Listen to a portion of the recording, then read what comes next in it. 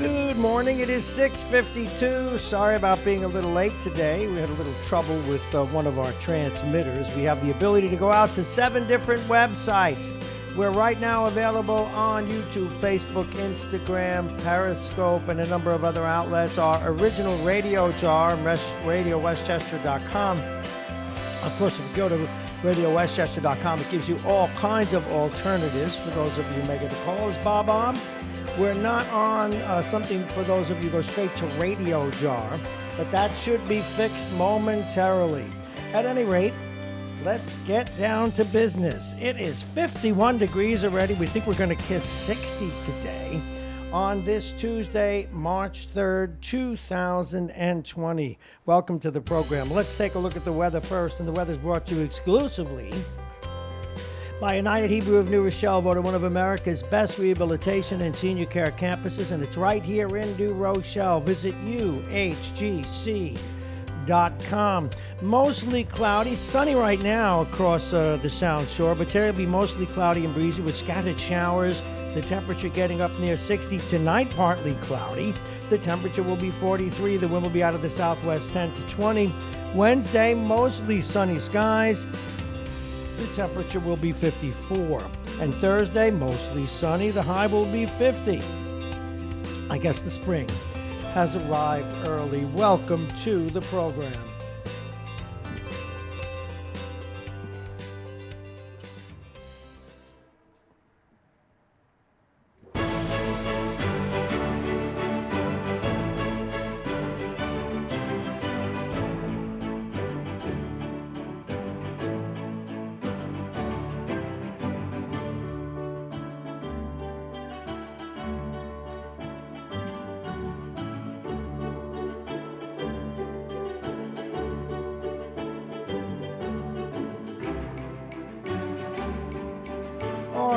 Just communicating with some folks looking to find us on the air. I see me, you should see me. Let's take a look at some of the headlines today. The Eastchester School District is reevaluating its safety protocols following an intruder incident. We're going to be telling you all about that. The MTA has instituted new cleaning protocols to combat the coronavirus. A young Republican throws her hat into the 17th Congressional District race, and renovations are underway in the New Rochelle Armory finding. We're looking at a picture here. It looks pretty good which way they're going. And Michael Marrone takes over the Westchester County Association. We're not sure who he is, but we'll tell you as we get to it. Let's get to those stories right now, and welcome to the program. We'll start here in New Rochelle. After months of legal turmoil, the rebirth of the New Rochelle long vacant armory may be at hand. This in LoHUD today. The city and the developer began renovations to the building last summer with the intent of enticing another company to develop the project for a group of veterans. Another veteran, skeptical of the project, sued New Rochelle and the developer in charge of renovations. Twining accusing the city of not representing this correctly and even planning to tear it down. If the lawsuit is successful, the city would be stopped from transferring the property to Twinings. Meanwhile, that lawsuit continues. The city and Twining want the lawsuit thrown out, claiming the renovations have begun, and indeed they have. At this point, we're not sure, and we'll open the phones later on, we're not sure what the lawsuit would achieve at this point. An intruder who roamed the halls of an elementary school in the Eastchester district has sparked concerns among parents and forced officials to reevaluate safety protocols. This in News 12 today. School officials say a security guard from a firm called Altaris allowed a homeless man to enter the Waverly School Friday without checking his ID. They say he also failed to give the man a visitor's pass. The man allegedly told the guard that he had an appointment with maintenance and had to use the restroom instead. District officials say he roamed the halls while children were inside. He's also accused of stealing money from the office. Surveillance footage verified that he never came into contact with a student. Police say the man may have also tried to enter schools in Scarsdale and Bronxville. And this is something that should be taken seriously.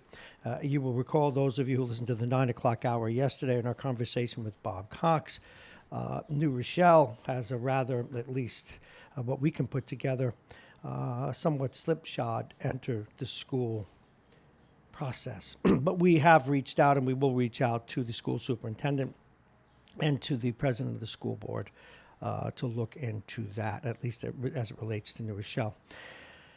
The Metropolitan Transportation Authority officials announced yesterday that they will now be instituting new cleaning protocols to combat the coronavirus. So if you get on the train this morning, right behind me here at the radio station, you may smell some ammonia and different things. MTA officials, or rather Clorox, all those different things. MTA officials say the plan is to disinfect stations, buses, and trains serving New York City Transit, MTA Bus, Accessoride, Long Island Railroad, and Metro North. Frequently used surfaces and stations such as turnstiles and the vending machines will be disinfected daily, and that is good to hear. We're coming up on 6:58. While all eyes are on the presidential race and Super Tuesday, and we'll be talking about that in a little while, the high-stakes race for a coveted congressional seat locally is heating up, and it's not just the one up in 37 that Nita Lowey's abandoning. This one is 17 on the border of Westchester and the Bronx. Yehudis Gottsfeld, a 25-year-old Republican in a mostly blue district, says she believes she can win the seat, soon to be vacated by the power. By the way, I messed this up, didn't I? I said 37, and I meant the 17th. Yet another one to run against Nita Lowey. The Chestnut Ridge resident is a chemical engineer with a bachelor's degree. She doesn't have a political background, but says she has experience in writing policy in the nuclear energy space. Little prediction here: with all good peace and love wishes for Miss Gottsfeld, she has about the same chance as a donut in a Weight Watchers meeting. All right, Michael Romita settles into a chair on day one at the helm of the Westchester County Association, ready to talk about priorities and the digital divide, etc. in terms of business. Also wants to talk about the shutting of Indian Point. There is work to be done, he said, after heaping praise on his predecessor, Bill Mooney, who led the county's business advocacy group for decades. Romita, a lawyer by training, is 54 years old. He's polished and fit and has been a regulator and among the regulated. And he advises clients in the telecom industry most recently. Now, a lot of different things are going on today. One of them is yesterday, Chris Matthews, the 20-year anchor and, well, I don't know that I would call him an anchor, but he's been there so long it certainly feels like it.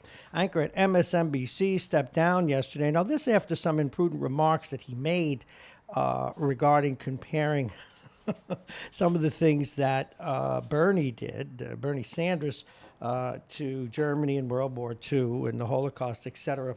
And he took a lot of heat for that. And now he all of a sudden he resigns, saying he regrets certain things he said to women, and that he said to women during a different time in terms of describing them. And one of the things that we have to say about our liberal friends, you really do eat your own, don't you? You absolutely eat your own. And heaven forbid, by the end of all of this, you have any white males left on your side of the fence. So, although last time I checked, Bernie and Buttigieg were white males. So what can we say? I don't know what he said, or if he said that somebody had a nice this or that, and it certainly isn't prudent, and they should apologize for it if he did. But if he did it years and years ago, and he didn't actually harass anyone, good grief. All righty, regarding Super Tuesday, before we get to other stories and sports, that is tonight. And we have a number of different states that are up for grabs, and votes and endorsements, and of course, delegates that are up for grabs. Now, yesterday, we had two very important endorsements, Klobuchar and Buttigieg, have now said that they will endorse Joe Biden, not Bernie Sanders. Warren says she's staying in right now, and Bloomberg, of course, is in. But finally, the field is narrowing. You can put it in your focus. Now, what's at stake? A total of 1,357 delegates will be up for grabs tonight, with 1,338 of them in just 14 states. Another 6 will be in play in America Samoan, as well as 13 among Democrats living abroad. Now, they vote beginning today. And I'll give you an idea of some of the states: Alabama, Arkansas, California, Colorado, Maine, Massachusetts, Minnesota, North Carolina, Oklahoma, Tennessee, Texas, Utah, Vermont, and Virginia, just to name those. Now, we will be back on the air tonight, and whatever problems we've had with technology, that should be fixed by tonight as well. And first, certainly it should be fixed within the next few minutes or so for those who listen on Radio Jar. So we'll be on the air tonight from 8 till 11. We'll be running a repeat tomorrow morning, but 8 till 11 tonight. And we will have some local politicians and pundits in here, as well as others on the phone, and we'll be commenting on what goes on. Now, here is the race for the White House. Here who's leading right now.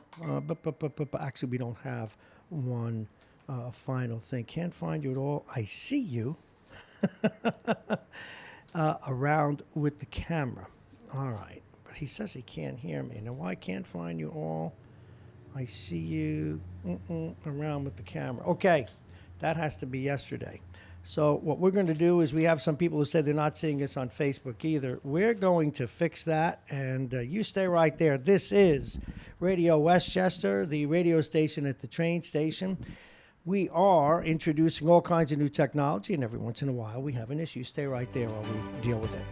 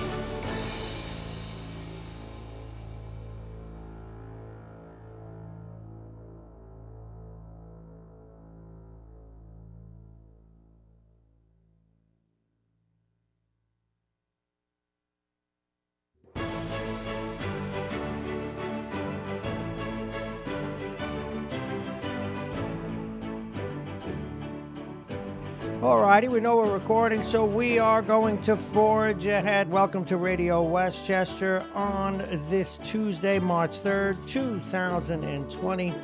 It's already 51 degrees, going to get up near 50 today. Welcome to the program. We were talking about Amy Klobuchar and Pete Buttigieg throwing their support behind Joe Biden. And it looks, just from the early gut here, it looks like Joe Biden, if he does well tonight, I think the issue that they're going to run into is what to do about the man from New York City, and that would be Michael Bloomberg, but we'll look at that later.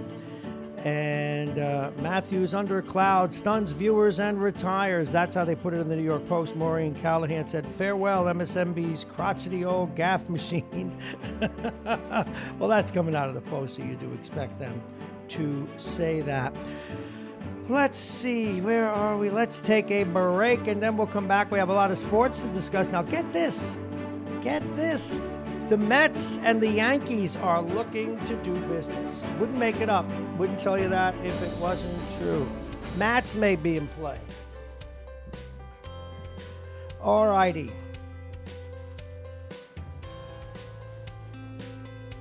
51 degrees.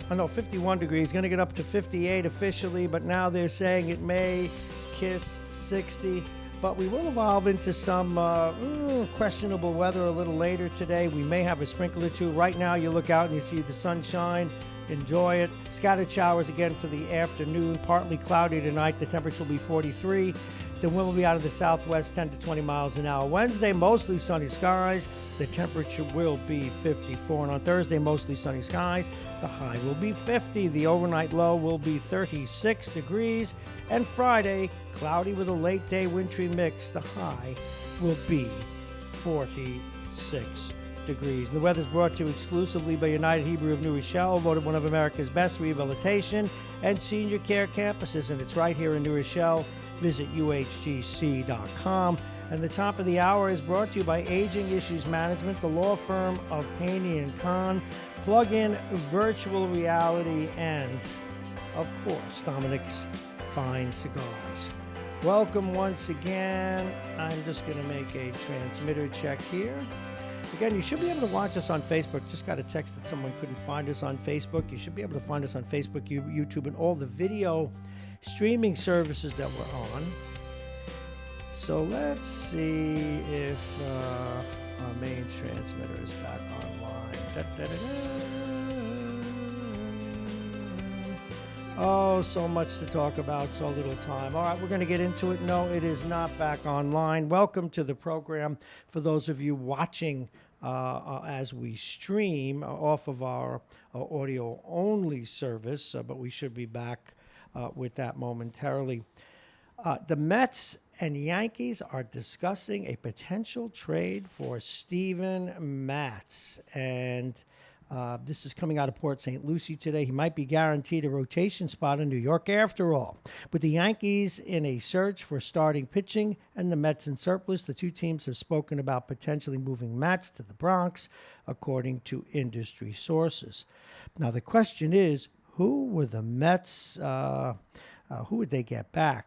The Yankees, who already lost Luis Severino for the season and will be without James Paxton until May, and they don't like to talk about it, but one of their best pitchers last year, Marrone, won't be back till June because he's out because of domestic violence. They act like he doesn't exist, but remember, this is sports, it's entertainment. They don't take themselves seriously. They cheat and then they obfuscate. So don't take it seriously. Remember, this is dessert. This isn't the main meal. Don't take it too seriously. But still, it's interesting.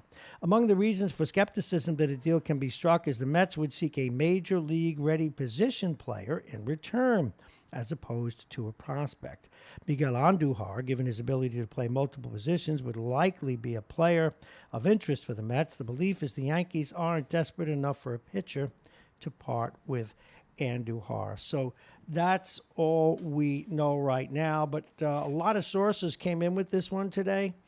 I would keep my eye on that if I were you. The Yonkers have a plethora of position players. The Mets have a plethora of pitching. It seems to me that a deal is in order. Meanwhile, Leon Rose, he's already on the job for the Knicks. Now, I understand this is virtually the thing of taking over the Titanic after it's already sinking by the head. But again, he's there on the basis he is not a veteran basketball executive or former player. He is an agent. And the thinking is that he'll know people and has relationships, and he can get one or two or three superstars to come and play in New York and change their fates. Meanwhile, their former minor league coach has been doing better than any other recent coaches recently. He won last night, defeating the Rockets by a score of 125 to 123. Barrett once again leading the way. Now, you know and I know that unless I'm crazy, which is a fair thing to estimate, that there's no way they're going to keep Mr. Smith in the job. He's not a homegrown, or rather a marquee name. Just a good professional coach. Boy, if they send him away, though, they ought to write him a check. Meanwhile, the Rangers will be back tonight. They will be at the Garden facing the Stanley Cup winning St. Louis Blues. Now, they haven't been knocked out of the playoff race yet because of the double loss that they experienced this weekend to the Philadelphia Flyers. So they have, but they have a road ahead of them. They've got to get ahead of Columbus. if they're going to get into the playoffs, as well as a couple of other teams to get a wild card berth. They've got about 16 games to do that. Now, there's no firm timetable on Chris Kreider's return, and the Rangers know there isn't much time to figure out how best to replace them. And something that you rarely see in sports anymore, arguably, not counting defenseman, their third best player actually got benched 2 nights ago.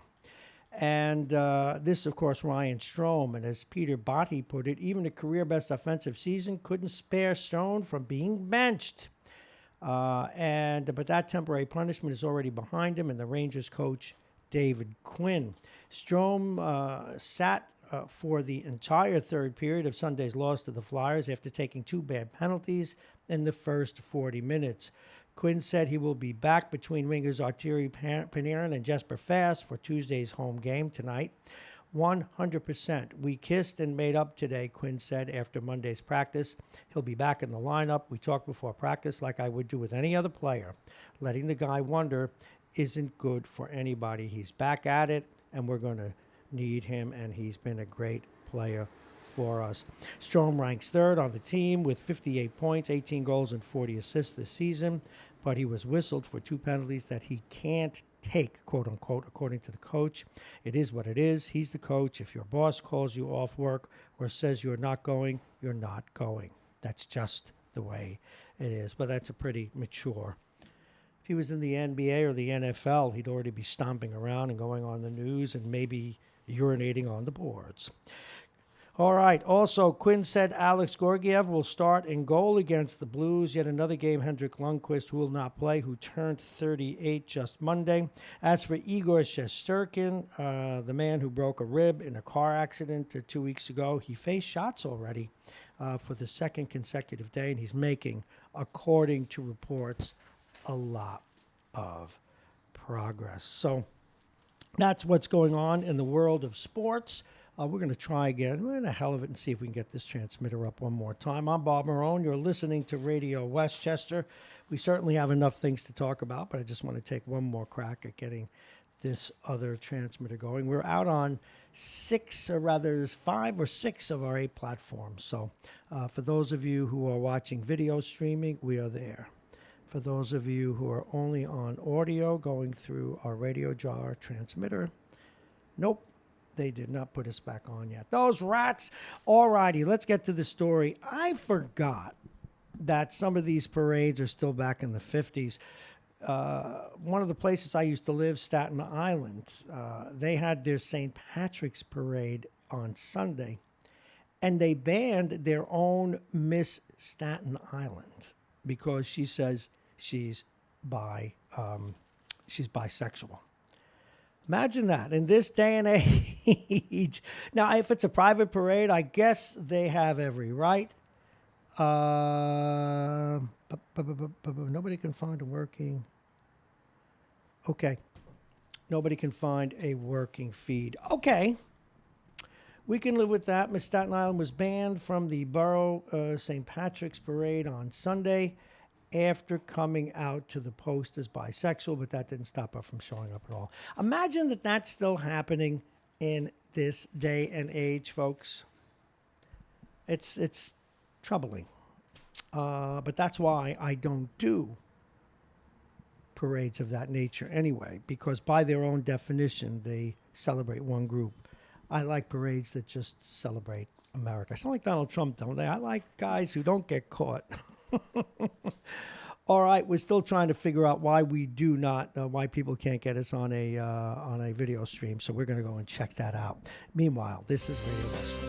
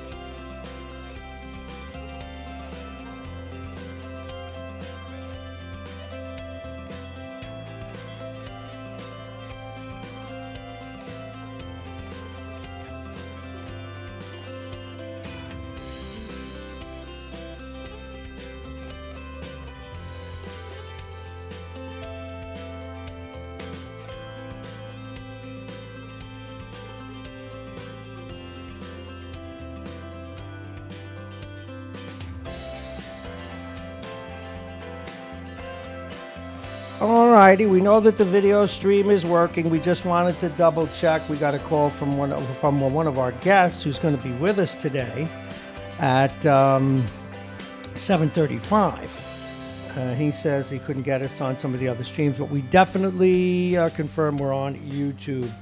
All righty, we go to our next guest, first guest of the day. He's Vince Russo. He talks about many things. He is a true centrist, if anyone is. Probably leans a little to the right these days, or some days a little to the left, depending on which way the wind is blowing. That's unfair, but just have a little fun with him. He is an elected official in his own right in New Jersey, a city councilman. Please welcome Vince Russo. Good morning, Vince. Hey, Bob. Good morning, man. We've been fighting some of our technology this morning. We've got all our video. We got our videos up. I see you. I'm looking on YouTube, and I see your radio face right in front of me. Well, a radio face. That's very nice of you. Hey, let me go right to the story that I was talking to you about. Did you hear this thing about the St. Patrick's Day parade out in Staten Island? Indeed, I did. Isn't it a shame? Because people, I stick up for that borough a lot, but they just can't help but get up get on their hind legs. It always amazes me when the Catholic Church and these Christian organizations do things like this, because if they would go back to the source documents, if you will, if you would ask them if Jesus was here, and they would say, Jesus, should we let this group or this person march in the parade? Jesus would look at them like they were nuts and say, "Of course you should." Yeah, I know. Well, but that's Why not? but you're missing the whole main point of religion anyway, which is to get you to kowtow to what they tell you ought to believe. And I'm not. A lot of people need it, and I'm not gonna. For me, I'm going to bash it, but not for others. For people who need a prescription for life, who need to be told right from wrong, and who get their sense, but from others, who get their sense of personal security from what some book says, no matter how old or metaphorical or incomplete or crazy it is, there's not much you can tell them. No, it's true. There's not. It's kind of a shame, because I think there's goodness there, but it's not practiced in the way that I think that especially Jesus, intended. Well, when these come up now, one of the things about Vince that has made his visits to us compelling these days is the fact that he has joined the church himself. How does your church deal with this kind of, for lack of a better word, intellectual tyranny? Well, my particular church, the one I attend, is very open about all kinds of people, and has no real discrimination against anyone based on gender or sexual orientation or anything like that. But in every church organization, there is always controversy, whether it's the Reformed Church in America, whether it's the Catholic Church or any of the Protestant denominations. You will get parts of it who feel that they need to, come up with a strict Orthodox approach to to religion, and others who have a more open or interpretive approach. So you're always going to get that. There's never going to be a consistent approach to any of these kinds of things. Look at the Catholic Church. There's a lot of people who are in favor of priests marrying, and I think it would be a good idea. I was going to go there next. Did you see? And a lot not. So the Pope backed down. Yeah, every church. Well, the Pope may have coronavirus, so Oh, that's well, yeah, knows? but a lot of the people on the right. Well, deep down in all religious sects, and when it's one of the things that has made organized religion tyrannical. Back for thousands of years, they always use the pain of fiery hell and God's going to get you. In the eyes of most dogmatic religions and the ones that really try and control you, God is one wicked dude. He is he's a pit bull with an attitude. You see, that's not the case in the Reformed Church, especially in the congregation. We have a portion of the service where the pastor. I see what my problem is. Today What? is Tuesday, isn't it? I know what the beep is. That's Edelman. We'll call him back in a minute. Go ahead. The pastor, at one point in the service will, tell everyone, we have to acknowledge our sins and own up to them and ask God's forgiveness for them, and then and we do that, and then in the next breath, she was saying, now we rejoice in His forgiveness. Yes, but isn't that sensible? How could you dare be so sensible? Listen, I got to swap you. Want you to come back to me? Are you going to be around for a bit?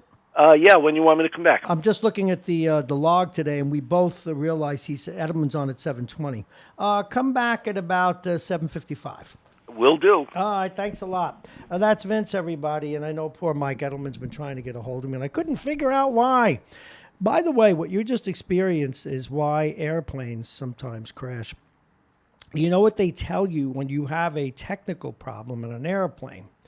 Be sure to keep flying the plane. In this case, keep flying the radio. I'm over here dealing with technical problems, and like an idiot, I wasn't paying attention to my log. So have we got a surprise for Edelman? Because we are going to call him. But that always assumes, oh, look at this. These telephone, there it is. We're going to call Michael, and he's going to be very happy that we do. So you're listening or you're watching what happens. This usually goes on behind the scenes in radios, folks, but we're doing it live. So.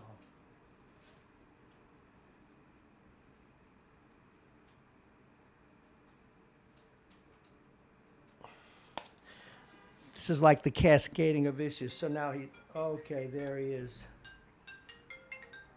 Michael, we're calling you on the other line. Hang up. You'll see 999 number. All right, let's get back to him. See, you're watching how we do this. Now, in terrestrial radio, or when things are going right, all this stuff happens behind the scenes. That's why when you hear somebody is a producer or a board operator, they're a busy person.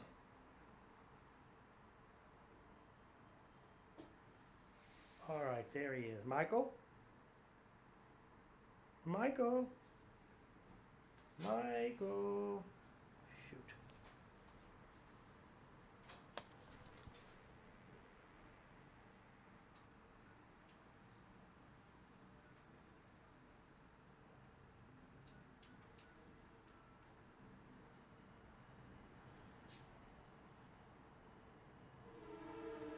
Can you hear me? All righty, we do have Mike Edelman. Michael, my apologies. We've been managing some technical problems this morning, and I just shared with you how we get a hold of you, but we did not give them your phone number. Michael Edelman, how are you? Good morning. Happy Super Tuesday. Well, that's what I wanted to ask you about, Super Tuesday. I got a prediction, even though I like Mr. Bloomberg. I think Joe Biden wins tonight, and Joe Biden winds up getting the nomination. I'm getting comfortable with that, but that's only because maybe I'm a little hopeful. What say you?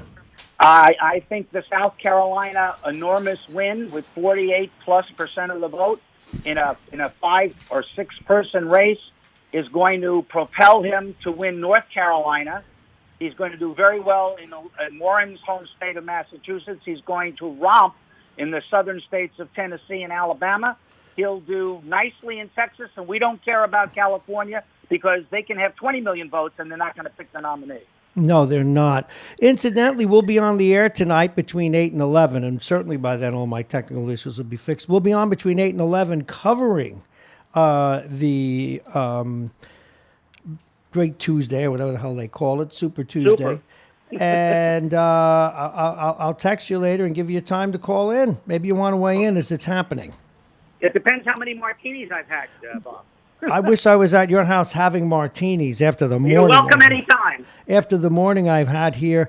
Now, a couple of things have come up, obviously. Joe Biden has gotten the endorsements of Amy, who I think is going to wind up being a vice presidential candidate, Klobuchar, and Pete Buttigieg. Do you think Bernie expected those endorsements? Not at all, because Buttigieg had been criticizing Bernie Sanders the entire time. Bernie doesn't really have thick skin. He's got thin skin. Amy also was a moderate, running in a moderate lane. And this is all about whether Democrats are going to reject the socialist, an avowed socialist who is not a Democrat, actually, and never has been. He's always run from Vermont as an independent. This guy does not have the ability. There was a great study out the other day about turnout. The Sanders people keep arguing that youth turnout will win the election. That isn't true. The kids would have to turn out in numbers equaling what African Americans did for Barack Obama. Mm-hmm. And that was an increase in 10% over their normal turnout. That's not happening so far in any of the states that Sanders has won. So it's not going to happen in the general population in the general election. So Bernie Sanders can't beat Donald Trump. Now, do you think Bernie Sanders has hurt himself by being too adamantine, too radical, and at times appearing almost unhinged? Yes, I think Bernie Sanders, his record is what the Democratic candidates have been very nice to Bernie Sanders. They haven't run any negative ads. They could go back to his youth and show not only is he an avowed socialist, that he had communist sympathy. I was going to say he was very outspoken about him. All you have to do is the essays about sex and all of this stuff that he was writing when he was in college, which is really will turn most people in the Midwest totally off. But they've been very gentle with him. But Trump won't be. No, Trump will have a hammer and sickle behind him. Yeah, so that's exactly right. That's exactly you're not exaggerating. Now, what about Elizabeth Warren? I guess she's the last woman in the race, and that's important for lots of reasons. The Democrats probably like that. But at the end of the day, can Warren last for any length of time here?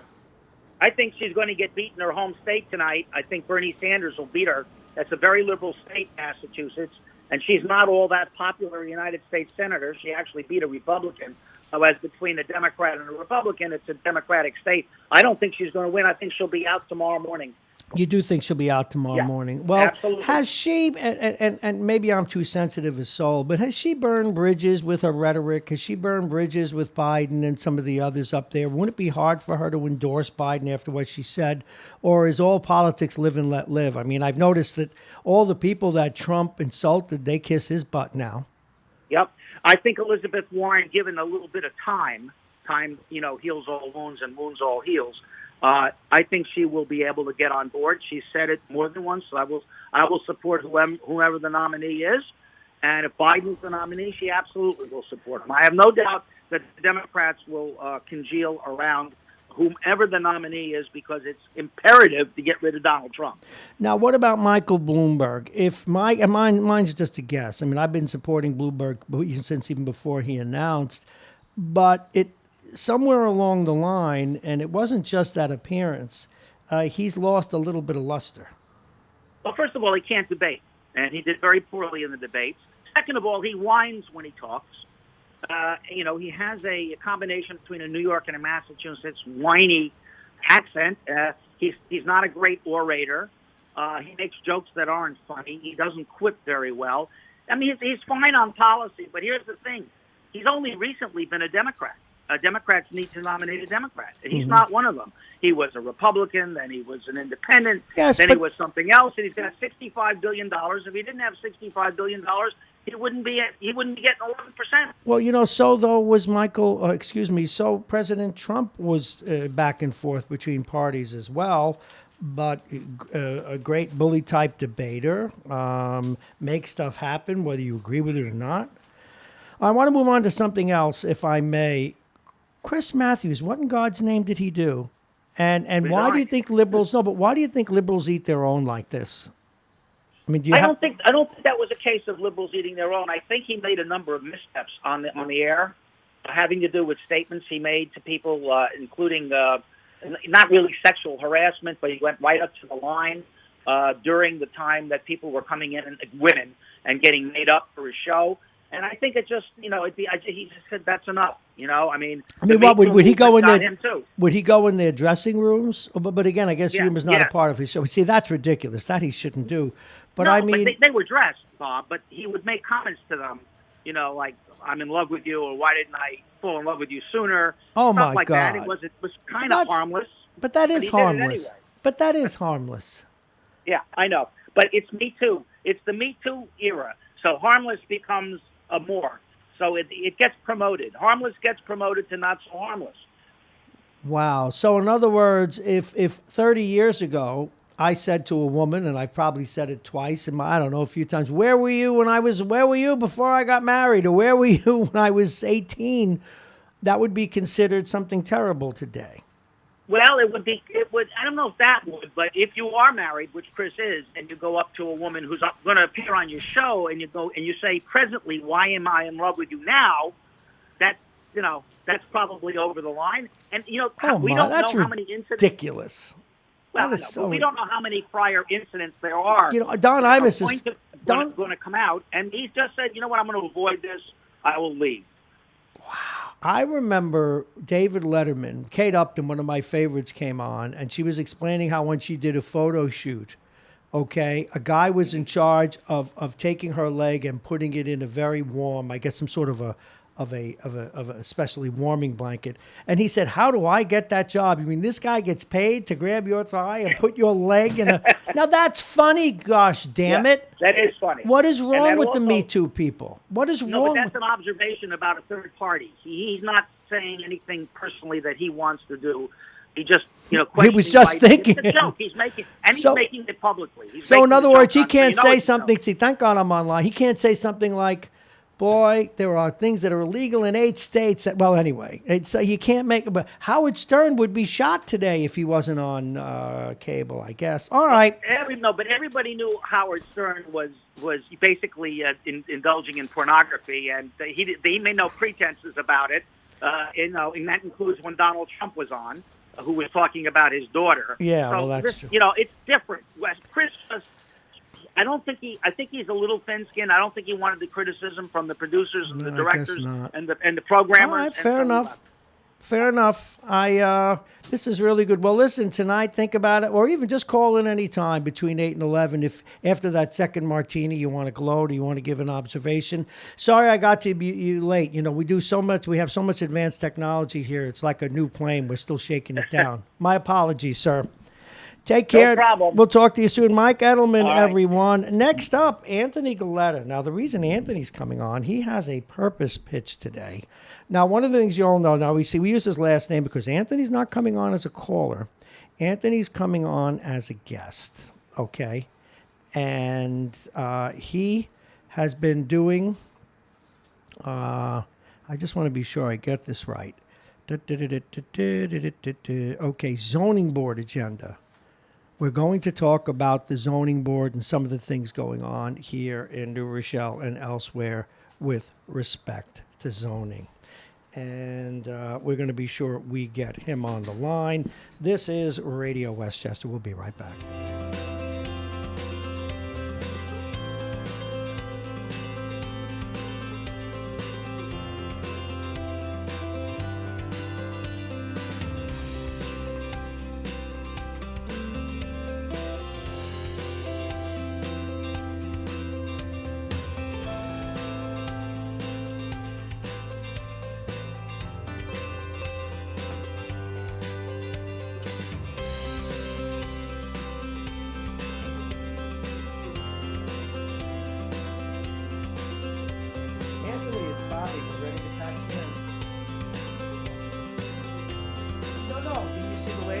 I gave you prime time. I said it.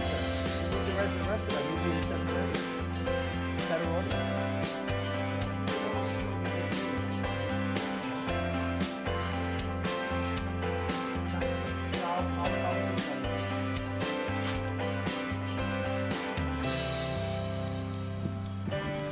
See you.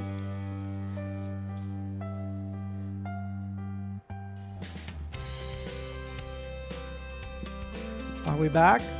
Yeah, we got Anthony on. We moved things around. He has something important he wants to say. He supports this radio station, as does Tom, as does Mitch, as do others, Lorraine. And when they have an issue that they want to do, what all they do for us, we'll get you on the air. And we will do that. But first, we're going to go to the weather. let's take a look at it. And it's brought to you exclusively by United Hebrew of New Rochelle, voted one of America's best rehabilitation and senior care campuses. And it's right here in New Rochelle. Visit uhtc.com. It's going to be a hot one. It's 51. And when I say hot for this time of year, it's going to get up to near 60 today. The sun is shining right now. But we will have showers a little later this afternoon. Scattered showers, nothing too heavy. Partly cloudy tonight. The temperature will be 43. The wind out of the southwest, 10 to 20 miles an hour. Tomorrow, mostly sunny skies. The temperature will be 54, and the wind will be out of the west, 10 to 20 miles an hour. On Thursday, mostly sunny skies. The high will be 50 degrees. And the bottom of the hour is brought to you by Aging Issues Management, the law firm of Payne & Kahn, Dominic's Fine Cigars, and pluginvirtualreality.com. Now, most of you know Anthony. He calls regularly, supporter of this station and other places that I've worked for a long time. You know him very well, but you also know those of you who've listened to him before here and on other radio stations he's called into and participated in. He gets into the details. He knows his stuff. And one of the things he's done, and actually he's helped this broadcast by making sure we understood how certain city things work and boards work and things like that. So today he's on as a guest. And today we're going to talk things zoning board. Please welcome, in this case as a guest, Anthony Galetta. Good morning, Anthony. Good morning, Bobby. How are you? Good. What rattled your cage about this? And then let's get into it. As you know, I receive all of the notifications from the city of New Rochelle. Zoning Yes. board, planning board, positions to be filled, the whole nine. And there are two boards in New Rochelle, the zoning board and the planning board, which affect local mom and pop build my house development. Add a deck, things like that. And I just wanted to show how these boards and local government actually affect the citizens' everyday quality of life much more than any federal or state policy could. Of course. Okay, now, I often talk about illegal immigration. Okay? Yep. Mm-hmm. Now, let's understand something. Whether my neighbor is legal or illegal, that's a question that has to be settled by the law. But they should live by the same set of standards that I live. Of course. And that I'm held to. And that the zoning laws require. Okay? Now, the planning board is a board whereby you build something that is legal. Okay? And the planning board takes a look at it and says, well, maybe we need some screening, some trees over on this side, some bushes on this side, to shed your neighbors. Or if it's commercial property, to make sure that the lighting on the property has down-firing lighting so it doesn't spread into the neighborhood or an adjoining, residential area. Now, the zoning board, on the other hand, is people that go before the board who are building something that does not conform with the code. When it was originally developed, it was developed for people who had hardships that couldn't meet the zoning code for whatever reason, and they would be considered. Okay? And I'll give you a perfect example. Go ahead. I have a friend who at the time who his family, both his and his wife's family from New Rochelle. His father's retired since deceased police officer. They wanted to build a house in New Rochelle. They're born and raised there, both of them. They couldn't afford it. So the mother, his wife's mother, had a double lot. But the lot was the size when houses were built back in the 30s when they built a house on one lot. So the lot did not meet the conforming size to build a one-family house, which they wanted to build for their family. So they went before the zoning board. The zoning board allowed them to purchase 4 feet of their mother's adjoining lot. Now, they wouldn't be able to put their one-level ranch, but they would be able to put a 2-story prefab. Okay. So that makes sense, right? Mm-hmm. Okay. Now, fast forward to today. First of all, the zoning board is meeting tonight on the 3rd. The agenda came out yesterday. So think about that, number one.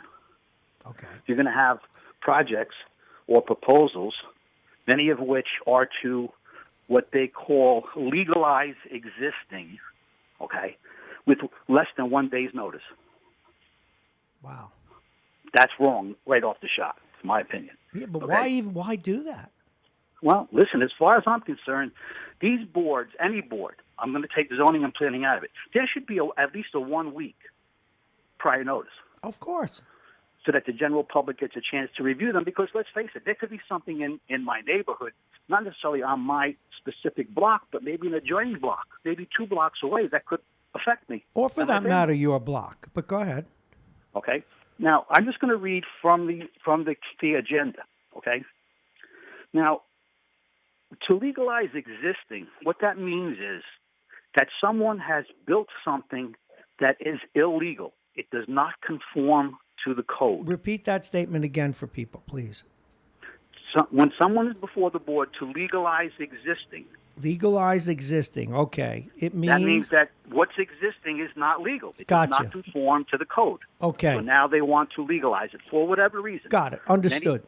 Many times it's the sale of a house, which now a search has found something illegal, and now they can't sell a house until they fix it. And there are only 2 options. Wouldn't a To typical remove it. example be in the more average case, a guy or gal that expands their deck a little bit and it really didn't Absolutely. conform? I'm going to go through these cases. Okay, go So ahead. you can understand exactly what I'm Go talking ahead. about. You're Plenty of exactly time. right. Go ahead. But there are some cases, not on this month's agenda, but I have seen before, where people have actually built 2-story illegal additions.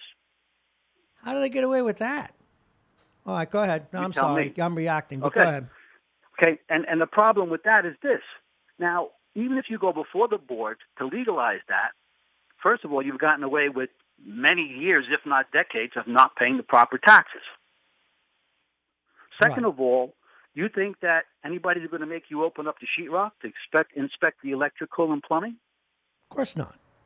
So how do you possibly legalize that and put the public possibly at risk? Now, someone will say, oh, it's been up for 20 years. If it didn't have a fire, that's not the point. If you allow this, you set a precedent moving forward, and that's what's happened here. How often and in how many cases do you know? Well, that's why I wanted to use this agenda. Okay, Go I'm ahead. going to give you Go a ahead. synopsis, Go and through then I'll it. get into the details. Go ahead, okay? please do. The overview is there are 8 cases on the agenda for tonight. 2 of them have been adjourned, okay? But of the 8 cases, 6 of them include legalize at least some portion of an illegal project. Mm-hmm. 6 out of 8. Think about that. 6 Okay. out of 8. Okay? The first case, legalize and renovate an exterior enclosed porch. Now they want to legalize it, and then they want to renovate it. Legalize and renovate. Now, is it The possible? porch is illegal. It's already illegal. Right. But they want to legalize it. Then once they get it legalized, they want to renovate it. Well- now the reason it's illegal, okay, Yeah. is because the setback of 11.9 feet is less than the 20 feet that's required. Mm-hmm. The floor area ratio, okay, is not permitted to exceed 0.35. It's already 0.41. And this is the worst part, okay? Impervious surface of 68% exceeds the maximum of 50%. Now, impervious surface are hard surfaces that don't absorb water when it rains. So think about that. It's now going to add to flooding. It's going to add to sewage problems. It's going to add to all kinds of stuff getting into the sound. How could this even be considered? I mean, it's to me, it's just Now- unfathomable. I mean, now the next one. Now, Permission- now let me ask you a question before you go further. I've got to be I got a tiny brain, so I'm going to ask the sub-average question, and that's how most of us are with this stuff. Why is it now? Are there items that get rejected out of hand, or do they get their hearing anyway? Understand something. I shouldn't understand something. I should have said this earlier. The building department will make a recommendation to the board, but the board is not bound to go with the building by the department's recommendation. recommendation. Right. Now, okay, the board is appointed by the city manager. Mm-hmm. And if anybody and I love Chuck Strom, you know that. I know you do. You know, the city manager form of government. But if anybody thinks it's not political, the appointments aren't political, they're at their minds. Yes. Okay, that's just the way it is. It's life. No reflection on. That's the way it is. Go okay.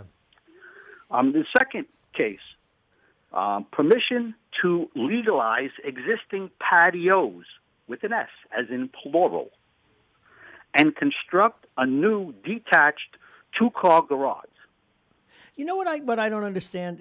I just want to back up. On this case and the former case, they're saying legalize it, then do the work. How come they're not saying, we want to do this work, let's legalize that? Why aren't we looking at the final plan to legalize? Or do they have to legalize what's there before they can do work? I have to check into this, but there used to be a $1,500 penalty. I see.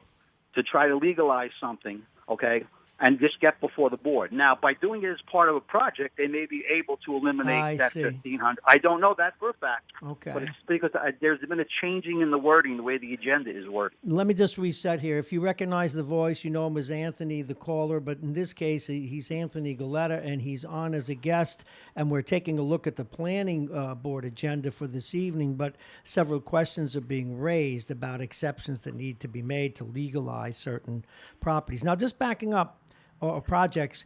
Now, for these, can an item be rejected even before it gets to the board, or does every item have to be heard? Does every request have to be heard? No, every citizen has the right to be heard. Okay, go ahead. Continue, please, Anthony. Now, in this specific one, where they're proposing a two-car garage, the accessory building, which is the two-car garage, is 62% is greater than the 25% permitted. So think about that. That's over twice as much as permitted on the building lot.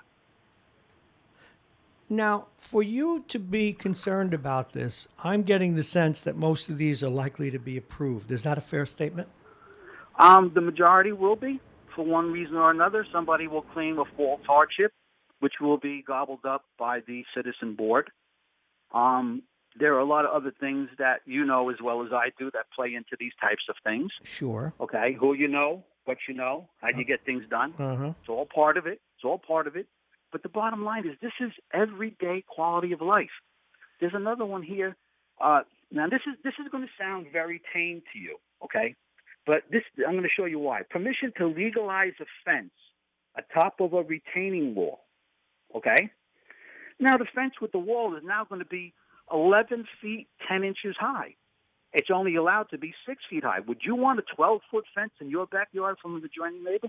Why did they explain why they want an 11-foot fence, or is that what they don't?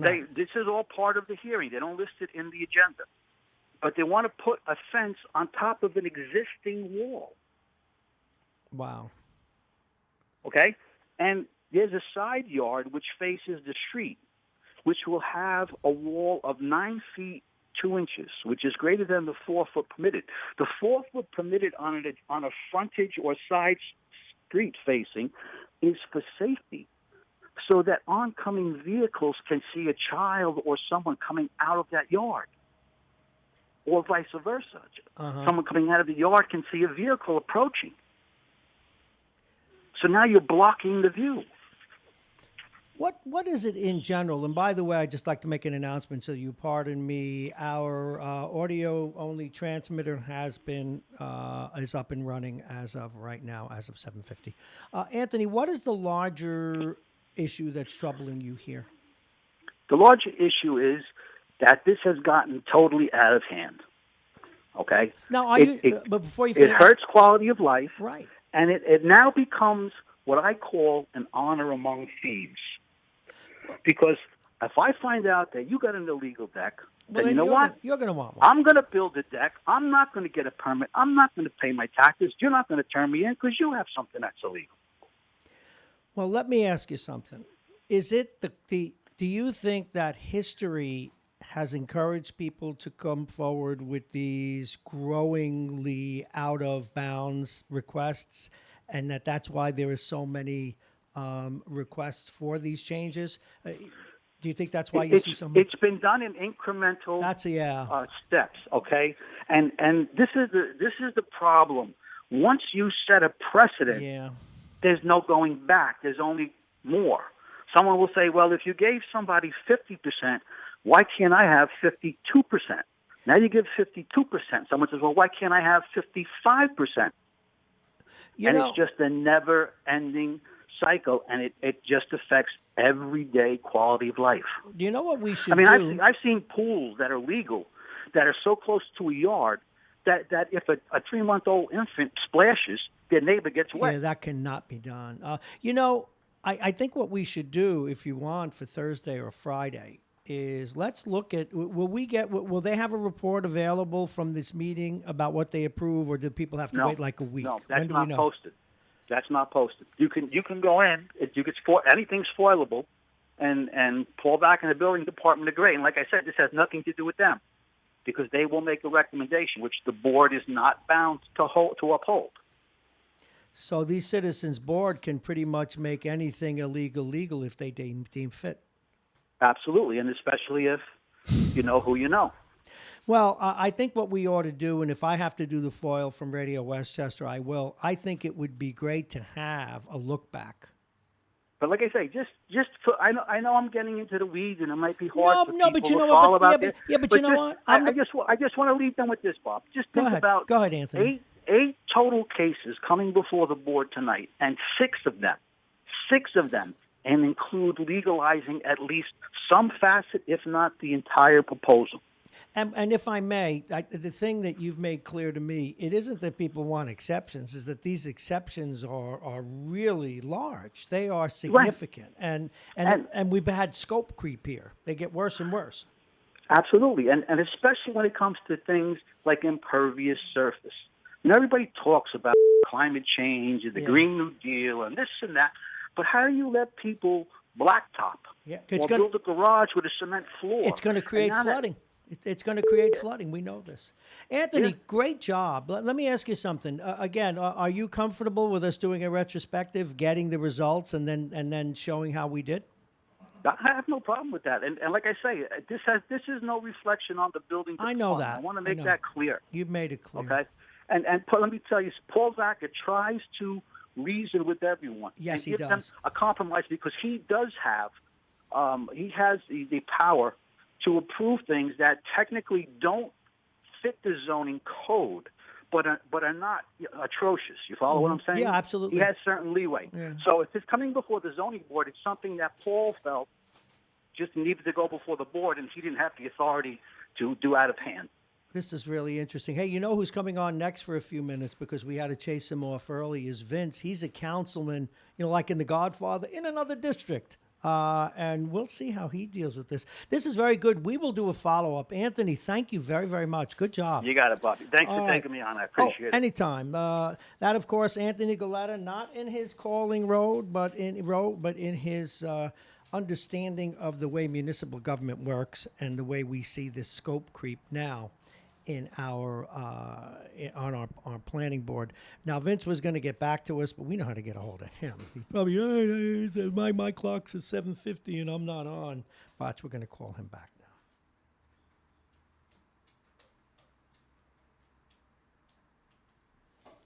See, now we call him. His line is busy. What's he calling on the other line? Get off the phone. What is it that Bob Grant used to say? Get off my phone.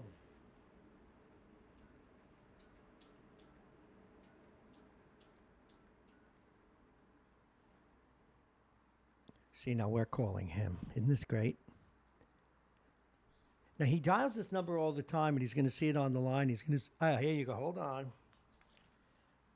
All right, we called Vince Russo because he called in, and then we should, by the way, remind Jake to get in the seat of honor. Boy, do we have questions for him. But, Vince, you are back, and thanks. We had a couple of interesting guests. Did you happen to hear Anthony's concern about planning boards? I did, and I commend his knowledge on how he's good, isn't he? The board. Yeah. Now, in our borough, and I don't know how it is in Westchester, the planning board and the board of adjustment are two different entities. Right. And the biggest problem, I am the council liaison to our board of adjustment, and I go to their meetings. Matter of fact, we're supposed to have a meeting tonight as well. And the biggest problem that I find, and I've always discussed this with our council, is that there's no consequence to doing something illegal. It's better to ask forgiveness than to get permission. Oh, yeah. Oftentimes, there'll be an issue before the board. And Anthony is right, because what happens is over time, the lot sizes change. Way back in the day, there were much smaller lot sizes. Now the lot size requirement is much larger, and someone comes to the Board of Adjustment, and they say, "Look, I have a small lot, from the 1930s, and I want to put up a shed or a whatever air conditioner or whatever, and it doesn't meet the setbacks." Most of the time, it's setback, from side yard or front yard setbacks, and they consider the request, and most times will grant it. But sometimes people come before the board, and the board members say, "Hey, wait a minute, this thing is already done." And it's, "Oh, yeah, the contractor said I didn't need a permit," and blah, blah, blah, blah, blah. But then nothing happens. They don't get a fine. They don't have to pay any penalty or whatever. So there's no incentive to following the rules. Well, what about when someone does follow the rules? In the case of what Anthony's talking about, but people keep coming before the board with ever increasingly broad exceptions to existing code. And well, it's up to the board to decide what is possible and what is not. In our borough, what we do is the borough engineer gives a very lengthy report on the consequences of the proposed plan. But can the board override that person? Well, can they override him? Yes. Do they take his recommendations seriously? Absolutely. So that's going to be a very large question. Because all of the things that Anthony was talking about, increasing impervious cover and things like that are all detailed by the borough engineer. And he may say, well, look, it's going to increase the impervious cover, so you have to put catch basins in, or you have to do various things to mitigate. Allow me to help people. I know we've used this expression twice. Impervious cover, folks, think of my brain. Nothing gets through it. It's thick. Water impervious rolls cover is cover that won't allow water to seep into the ground. I just wanted to help folks out. Yeah. They do not in any way dismiss the borough engineer's recommendations. As a matter of fact, they require as part of the approval that the applicant follow all of those recommendations. But, you're in a situation where over time things have changed and people can't conform. There was one where they rejected, where a fella came along and wanted to put a shed in the back of his property, and again, the setbacks were not going to be adequate. But the shed was 15 feet wide by 25 feet long by 10 feet high, and they're saying, that's not a shed, that's another building, for heaven's sake. And so they did not allow that. The other concerns were things that Anthony also pointed out is, what kind of lighting? Is it going to be pointed down? Is it going to affect the neighbors and things like that? And I suspect in New Rochelle it's the same as here. I'm sorry, Jake's hiding his face. Go ahead. Forgive me. Where the neighbors have to be notified of any variance applications. So the neighbors can come to the Board of Adjustment meeting and express concerns or not want the project to be put forward for whatever reason. And those are taken into account. They're not necessarily always followed. Well, obviously. But what about, you see, one of the things that Anthony was intimating, a lot of these things could be who you know, and if you're wired to the right members of the board, perhaps you get things that other people don't. Well, I can't speak for New Rochelle, but in our borough, that's not the case. Well, that's good to hear. Hey, listen, before you go, because we're going to do sports and stuff, which you may want to listen to, two things. One, who do you think wins tonight in Super Tuesday? And we'll be on from 8 to 11, but you'll be at a board of directors meeting.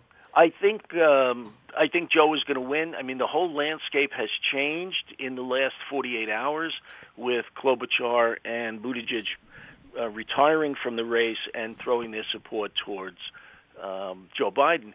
I think there's this big movement afoot now where it's stop Bernie because he cannot win. And he's nuts. Well, I don't know if he's nuts. Warren is nuts. And, I mean, she should wake up and smell the coffee. She should have dropped out long ago. She keeps coming in fourth and has absolutely no support. Buttigieg had more support than she did. You know what she sounds like? She sounds a lot like the Montreal Canadiens. Oh, wow. Zinger, folks. Thanks for calling back, Vince. Listen, all right, you may Bob. call in your good services again. Vince. Russo, thank you so much. Folks, we all know what it's time for. It's a minute or so after 8. It's his music. And it's time for Jake's segment. He's known for his picks of the week, but what he's done is relegated his picks of the week for the short term to Bob's hockey picks until baseball season starts. And we have Jake's baseball picks of the week. And it's brought to you by Dominic's Fine Cigars, licensed retailer with a big selection, including Arturo Fuente, Padrones, and more. Dominic's Fine Cigars, located on Boston Post Road in Larchmont, open 7 days. And we are firing now on all 8 cylinders. Radio Jar, RadioWestchester.com. Mornings with Bob Marrone. What else? Oh, Facebook, Instagram, YouTube, Periscope. But more importantly, we want to talk a little sports with Jake. But first, we're going to see how I did on Bob's Picks. Good morning. Please welcome once again Jake Schaefer. Good morning, Jake. Good morning, Bob. How are you today? I'm well. How are you doing? You put up the newspaper to hide your handsome face. The women out there want their treat in the morning. Imagine after 2 hours of looking at me. They need a respite. Do get the ratings. Yeah, I know you do. All right, how did I do? 2-0. It just seemed like 2 layups for you. What do you mean 2 layups? No, one of them. What, really? You got the Avalanche. You got the Oilers. The Earlers. Gotta teach you how to do it. Okay. 2 layups. And what's my record now? 28-19. Your precious intern, also got the 2 layups as well, so you're still behind. What do we got tonight? Let's go, baby. You got a full Let's slate go. tonight. I'm going to kick his young butt, this millennial twerp. That's what we have to call him, the millennial twerp, because we don't know his name. I know. You got to get him on the phone one of these days. He can call in anytime. We'll put him on if he can get up. He likes to sleep in. Of course he likes to sleep in. Wait till he gets a job, has to earn a living. He'll get over that. You know how those millennials are. I did that early today. What do you got? I'm ready. I'm hot. Rangers at home, underdogs. What do you think about that? Who are they playing? They're playing the Blues. Oh, my God. They're ready for a bounce back. I'm going with the dog. Woof, woof, woof, woof, woof, woof, woof. You said you would not let that. In the case of the Rangers, what am I going to do? No, I actually think they're going to bounce back. Go ahead. Islanders at home, slight favorites against the Canadiens. Oh, after what I just did to Vince, he's going to just squirm like a little animal. I go with the Isles tonight. Slight favorites. Golden Knights favored at home against the Devils. Devils are ready to rock. Interesting. Another dog for you. Burf. Penguins, big favorites at home against the Senators. Oh, you got to go with the Birds. You realize Penguins are birds, right? I do. Okay, go ahead. Lightning at home favored against the Bruins. Bruins. Another underdog. Burf. Jets at home. The line is off against the Sabres. There must be an injury. Jets at home. Sabres. Burf. Like it. Wild at home, slight favored against the Predators. Boy. Preds. You've taken 5 underdogs. Burf. Burf. Stars at home, favored against the Oilers. Earlers. Another underdog. Burf. Blackhawks at home against the Ducks. Oh, they've been playing well, and the Ducks have been surprising. I'm going to give it to is that even? The Blackhawks are favored. Yeah, I'll go with the Hawks at home. And the Maple Leafs on the road, favored against the Sharks. On the road? Mm-hmm.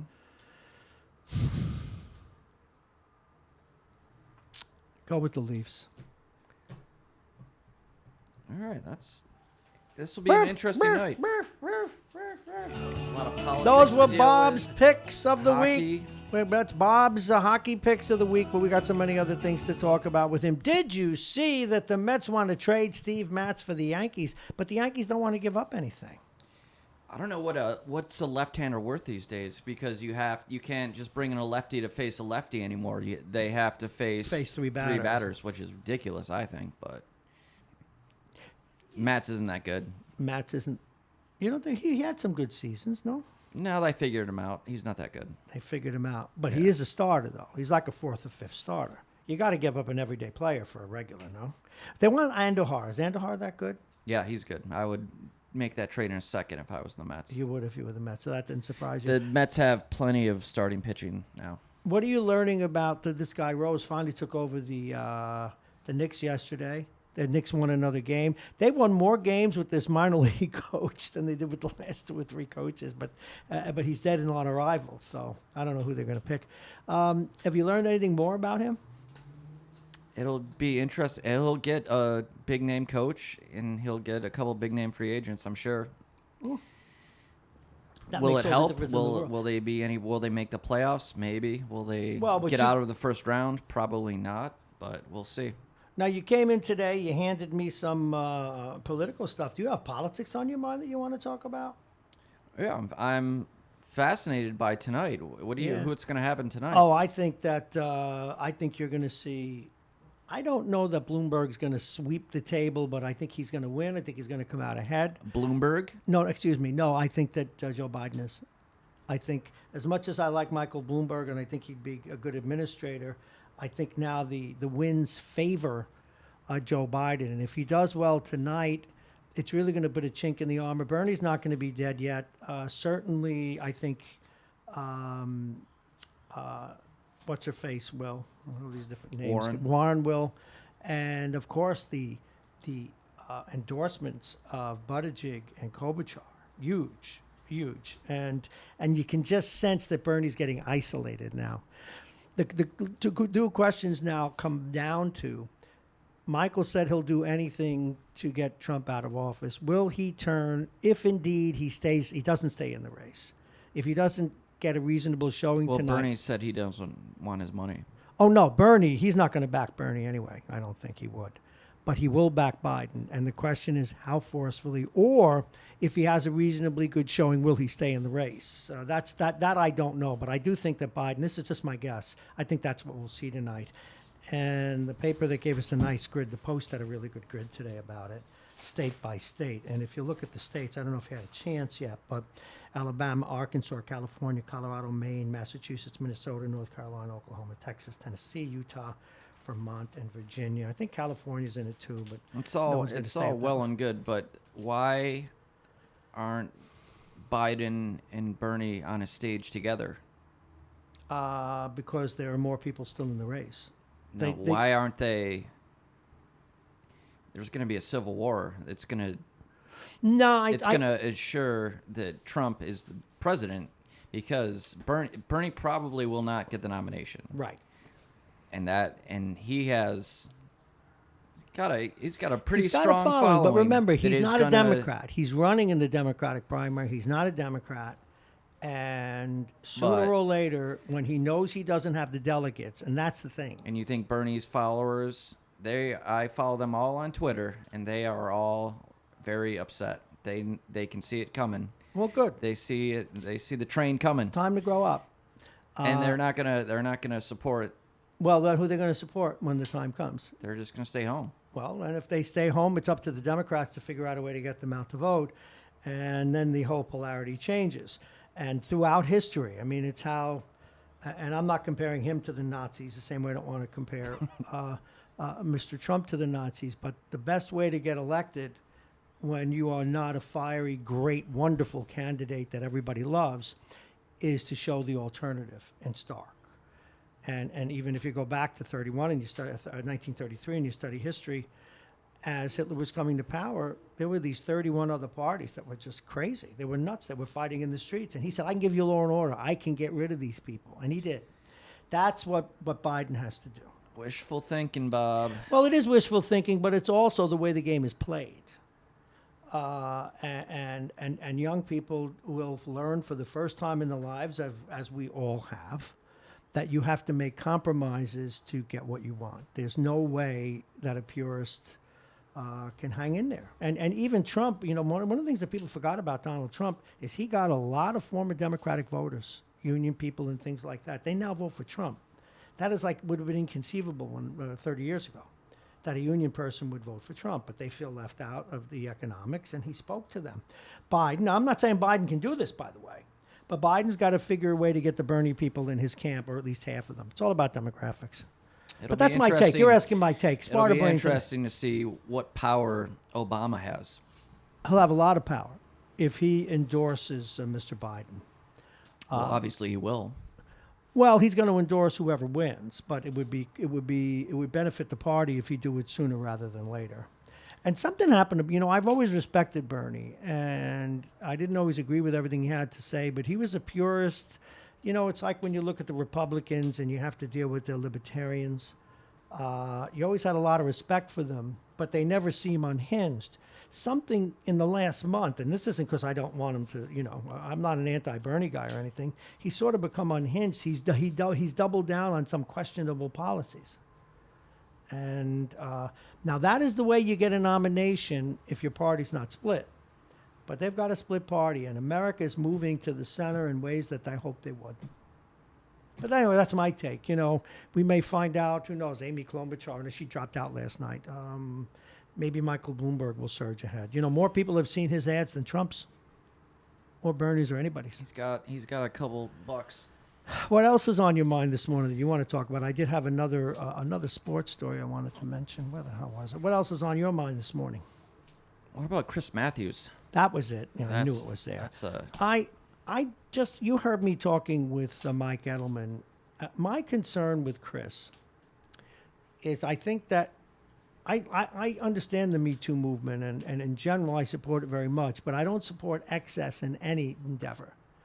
And A, you shouldn't be guilty without due process. B, the standards for humor were different, even 10 years ago, 15 years ago. But you do realize that the president of the United States is on tape. Everyone's heard Oh, him yeah. But bragging the people, about yeah, sexually but assaulting that's women. why I say, I agree with where you're going And there. why does one side drop away? Then they say, I'm sorry, I quit. Well, where I do Look at Al Franken. Al Yes. Franken did the exact same thing. That's Al what I'm Franken talking was- about. That because he got pushed by the fraudulent It seems senator like here, Gillibrand. decency and then you got the religious right. You figure, those nice people that go to church every Sunday, they would. No. But you're absolutely right. You should expound on this because I couldn't agree more. But in fairness to the far right, they tend not to want to eat their own, and the liberals eat their own.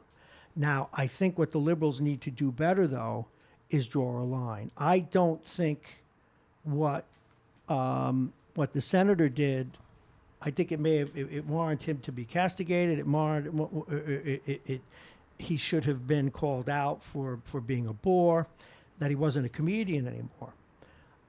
But I think in that case, and we don't know all there is to know about Chris Matthews, I think the Me Too movement goes too far. And that's why political correctness on campuses, no comedian worth their salt will go to a college campus.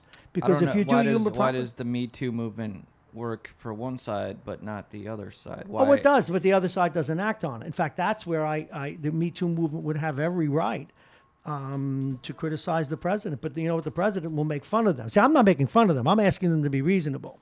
And in their unreasonableness, they make themselves targets. So No, it was great reading Twitter last night and how Chris Matthews should go to jail for what he's done.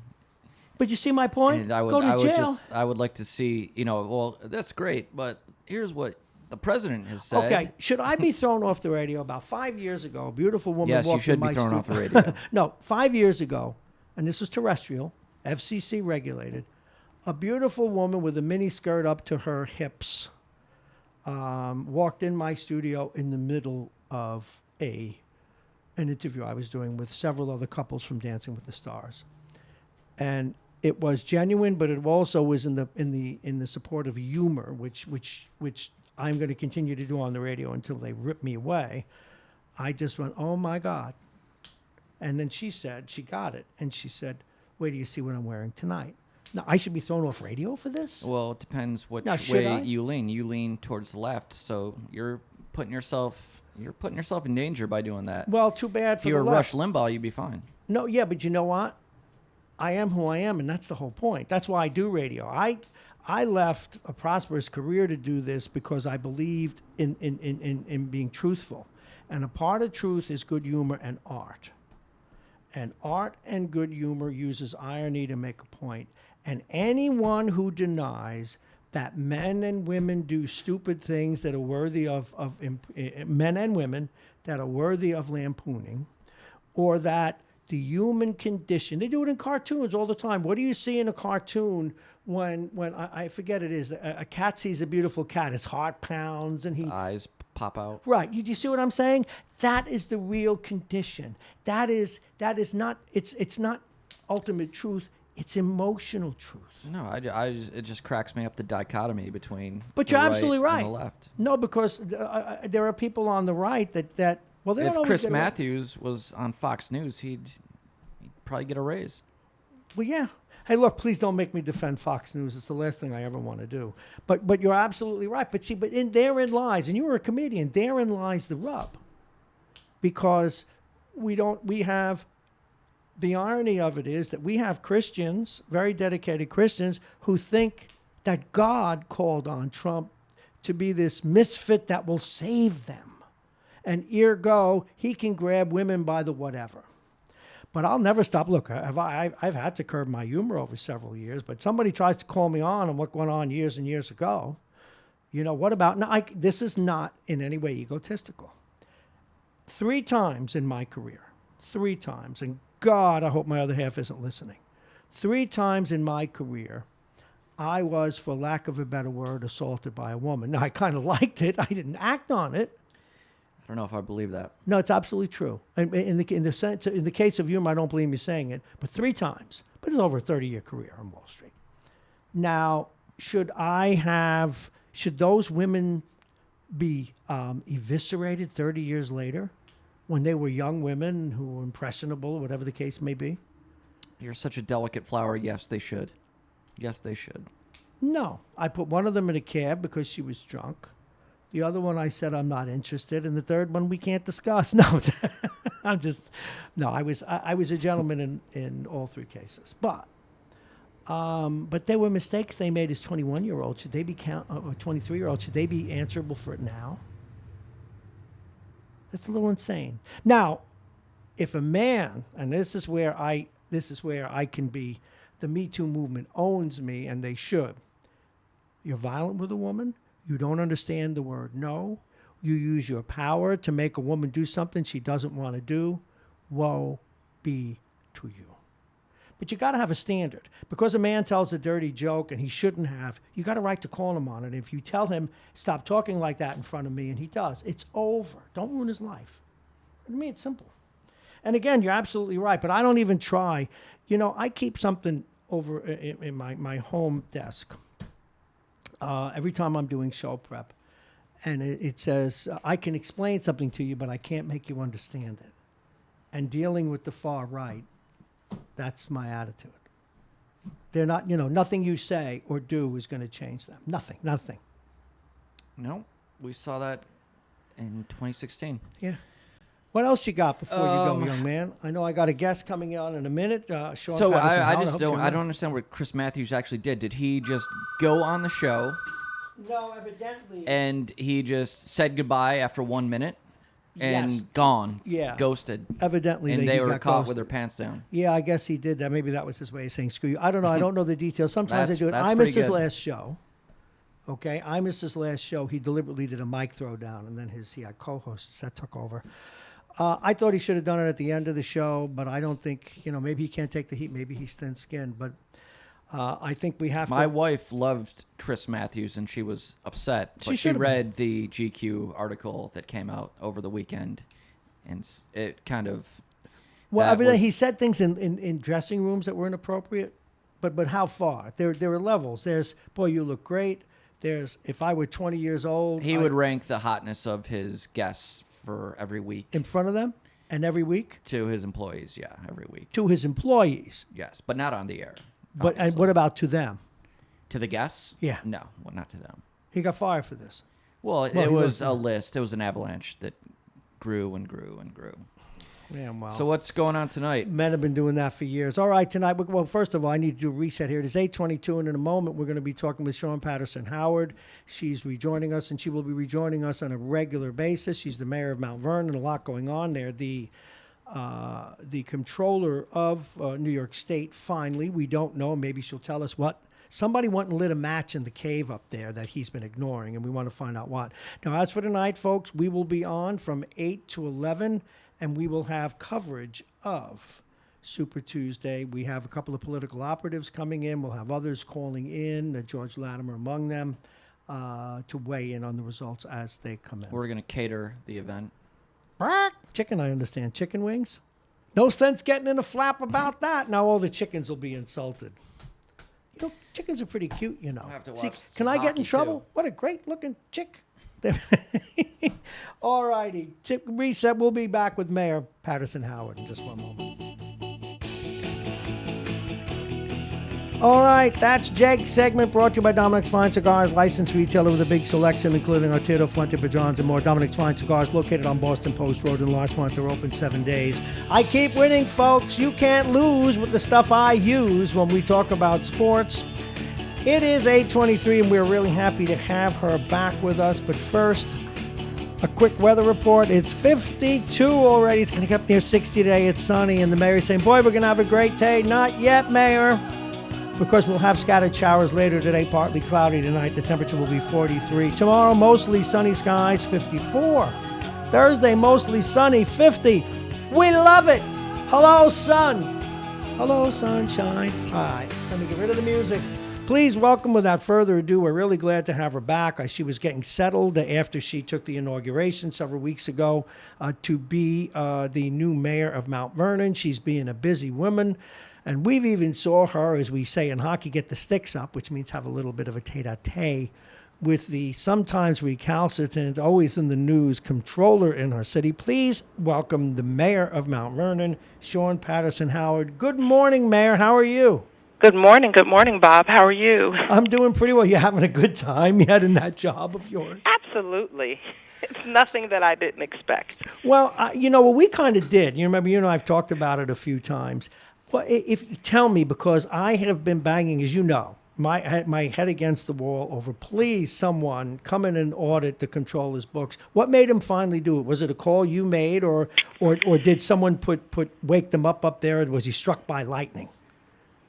Look, I mean, the comptroller is very busy. I mean, the comptroller's office for the state is very busy. I mean, we have reached out to them, to the AG, to the DA, and we invited them. We said, look, it's very difficult to get a full understanding of the financial status of the city without access.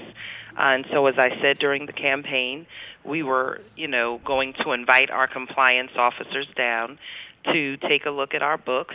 We've reached out to HUD, and we've expressed concerns to HUD and different state agencies as to, some of the financial and internal controls and the management challenges that we're having around managing different contracts with county, state, and federal partners. And so I am not going to take credit and say because I called he came, but I will say this: I'm glad that they're coming. Well, let me say this: I can, and this is your time, and they did answer, and it does trouble me. In full disclosure about what's in my gut, I know that the former mayor, and he had his problems, and he resigned, but he begged them to come in, and I hope this doesn't happen to you. And this is not about you. This is about the comptroller, who I lost a lot of respect for during that era, frankly, because I supported him for many years.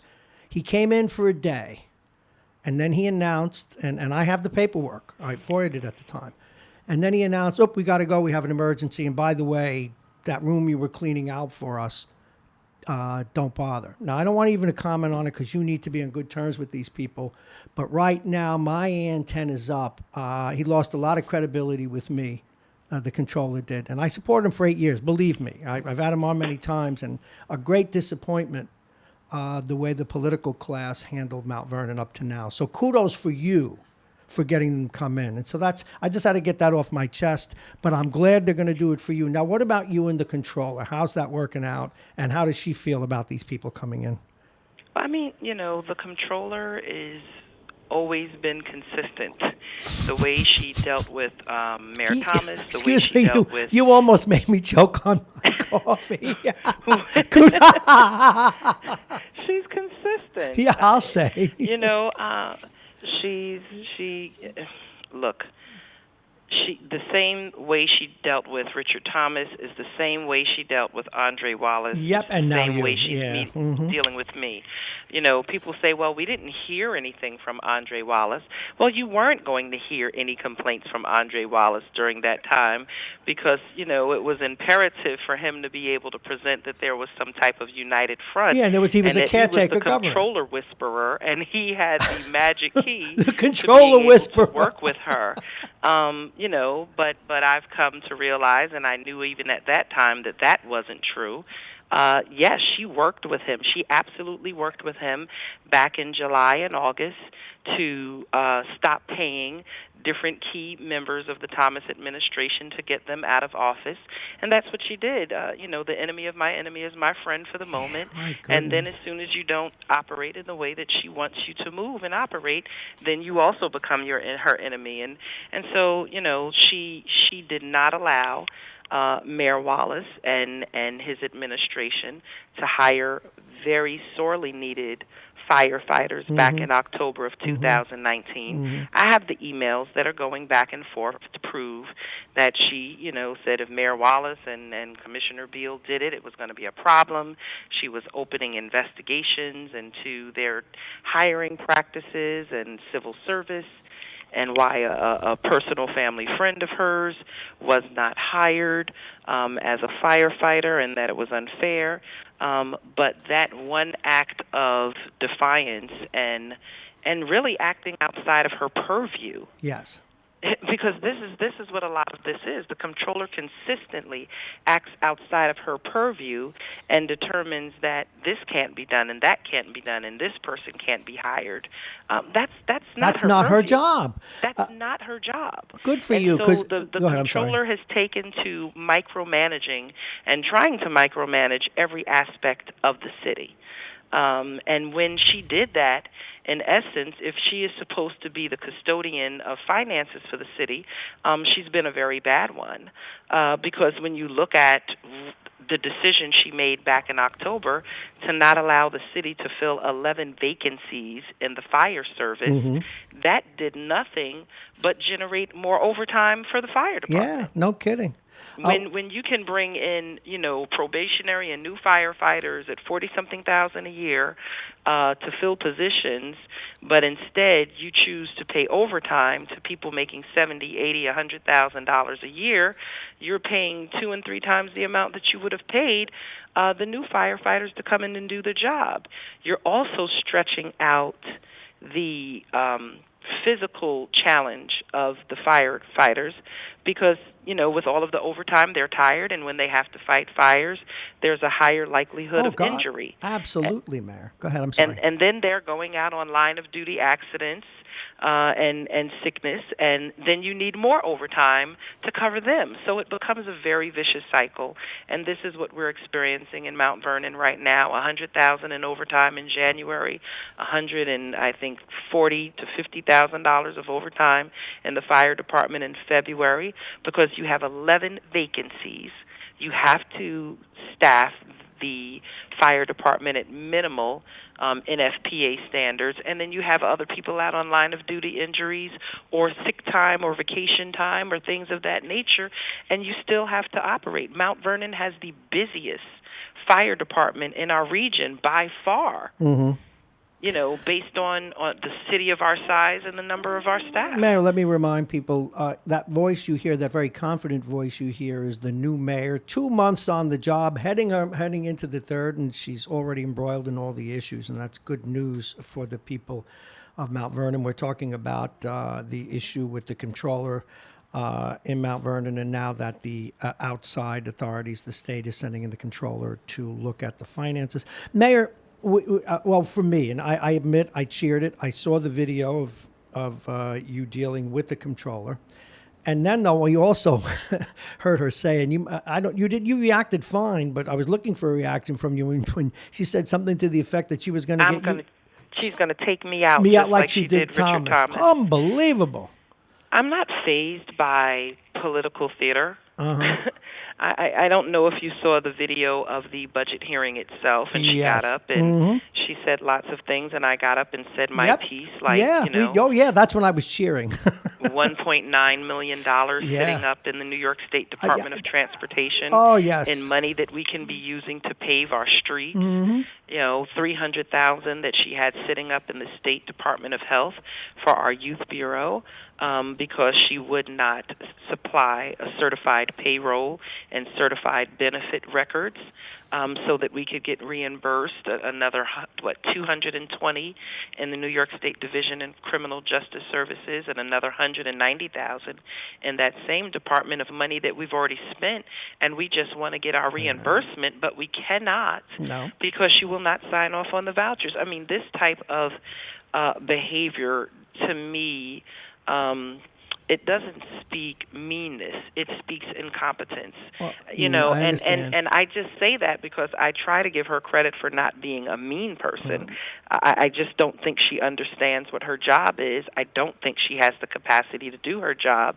And unfortunately, the people that she has in the office that do have the capacity to do the job, she ties their hands. Now, isn't there, something else came up in that meeting? And by the way, yes, we did. It was refreshing to hear that recount again. Now, an issue had come up subsequent or concurrent with that she is supposed to, or that position is supposed to have underneath it a CPA, certified CPA. Sorry, that's redundant, I know. Is that a fact that there was that is by charter. How did you go against charter? The charter? The first deputy comptroller is supposed to be a CPA. She doesn't have anyone in that position. That position is empty. It's open. She had an accountant in there. They weren't a CPA, but she got rid of that person. And that person is now at the county and one of the new deputy budget directors. So clearly a person who had great competency. I've always been told as a leader that smart leaders surround themselves with people who are smarter than they. Yes. But when you're not a smart leader, I guess you don't want people around you who are not smarter than you, because it will show your lack of capacity. I like the former stuff. See, all I have to do is reach my hand out of the studio, pulling anybody off the street, and they're smarter than I am, Mayor. Mayor, another issue that came up, and folks, we're covering these things now because one of the things, well, at least from my vantage point, you came in and you grabbed onto the tough issues. You didn't put them on the back burner. It's not that this mayor is living in crisis. This is her engaging the issues that needed to be engaged. And I just wanted to put that in context for you. You had the issue now of your city council removing a deputy city clerk in what came out to be a very odd situation, at least for us. Remember, I kind of represent the average guy on the street. What happened with that, and are you concerned about the way that came down? Look, I have so many issues on my side of the building that I was not involved in that. I wasn't engaged in it. I wasn't really paying attention to that. I can say this. On our side of the building, I terminated one person. Okay. And that was my police commissioner, and I replaced my police commissioner. I've moved other people around, so I had no nickel in that dime, if that makes sense.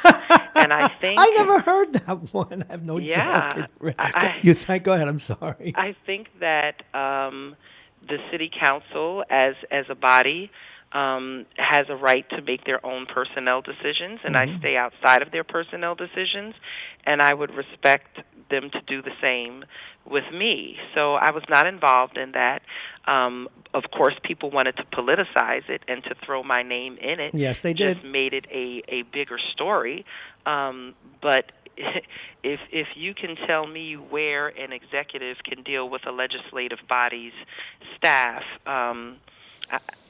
if I had the amount of power that people ascribe to me, I wouldn't have an issue with the comptroller. You mean you're not a combination of the Pope, the President, and Oprah?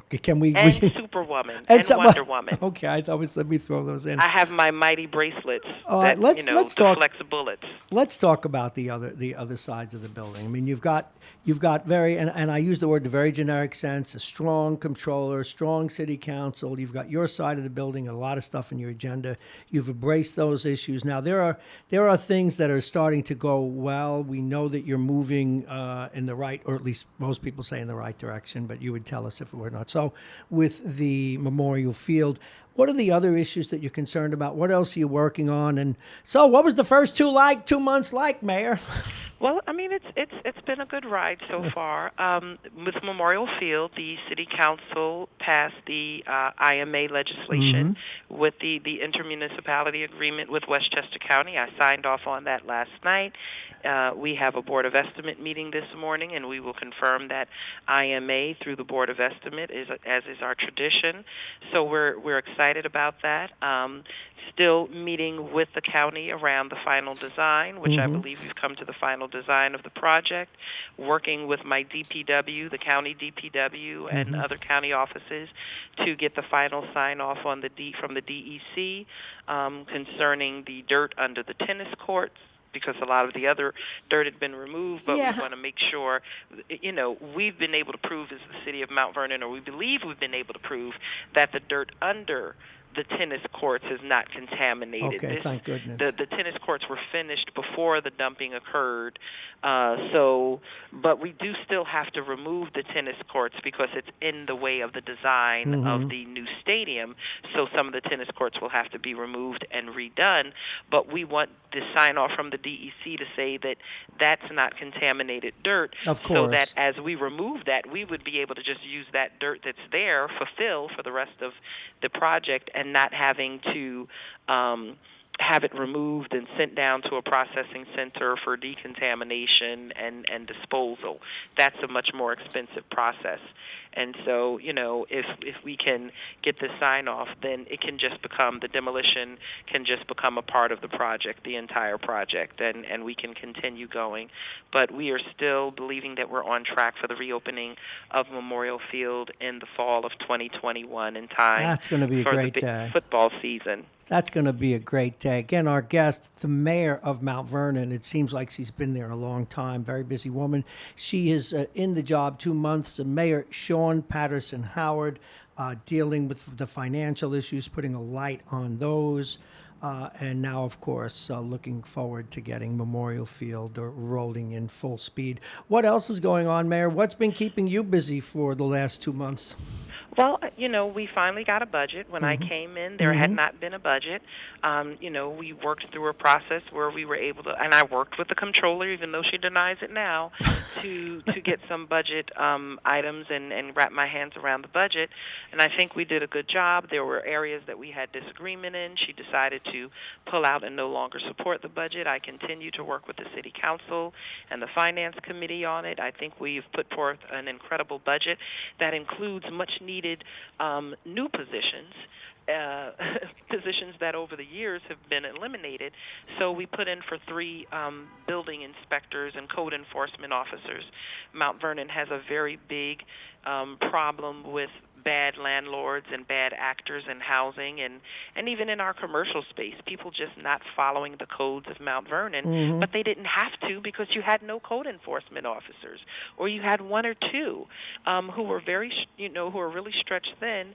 And so when you look at the fires that we've had in Mount Vernon, 12 times the amount of structure fires as in Rochelle, and they're 3 times our size and have a similar population. A lot of that had to do with lack of code enforcement and people being able to maintain properties, both residential and commercial, in a way that was very dangerous. So we've put in code enforcement officers in the budget. We've added another 3 code enforcement officers through a partnership with the New York State AG's office and HUD. The AG's office is paying for 1 and HUD is paying for 2 through different grants. Our Cities Rise grant, as well as our Community Development Block Grant Fund. So we're going to have 6 code enforcement officers.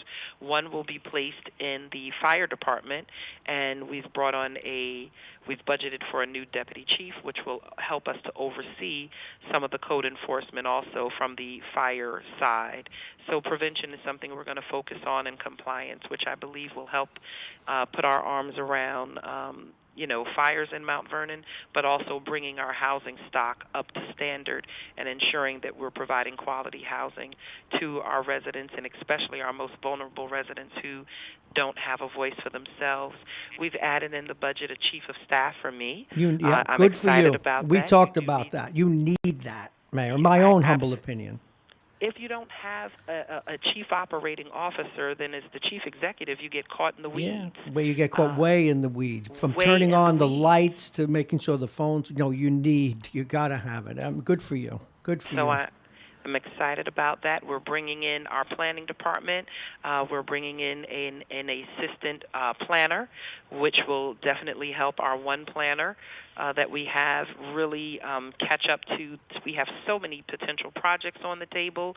We need to do our comprehensive plan, the first one since 1968. So we put $75,000 in the budget to complete our comprehensive plan. We put another $50,000 in the budget to provide help with our census. We've put money in the budget to improve our cybersecurity and bring us up to standard insofar as, email and being able to protect our server and our residents' information. We put money in the budget to bring our assessor's office into compliance with Laserfiche and, again, protecting information and document retention. These are some basic things that we were just out of compliance with around, and we need to, these are basic operating principles. Mayor, apropos of that, there had been, and this was under Mayor Thomas's administration, he wasn't directly involved in it, but the schools had a legal fight with the controller over them not getting their money, at least either at a timely basis or not in full. Do we know what that deal is? Have they caught up? Well, the money had been provided based on what I understand. What has not been provided is the breakdown. You can send someone millions of dollars, but if you're not sending them a list of, okay, well, the money is coming in from here, and this is covering that. So that's the school's objection now. They're saying we've received money, but we don't know where and how to allocate it because nothing was sent to accompany the payment. And we have that challenge here, too. Sometimes bills are paid, but we don't know what I bills understand. and what invoices were paid. We just know that money was sent to a place. You're just having all this fun, Mayor. Mayor Sean Patterson, Howard, Mount Vernon with us. Mayor, you had wanted to get some audits completed of some major functions that are more aligned with the mayor's office than the controller, the Urban Renewal Agency, the Water Department, the IDA. Have those audits been completed yet? Well, we sat with the auditors, and we are closing out our 2017 audit in the Water Department.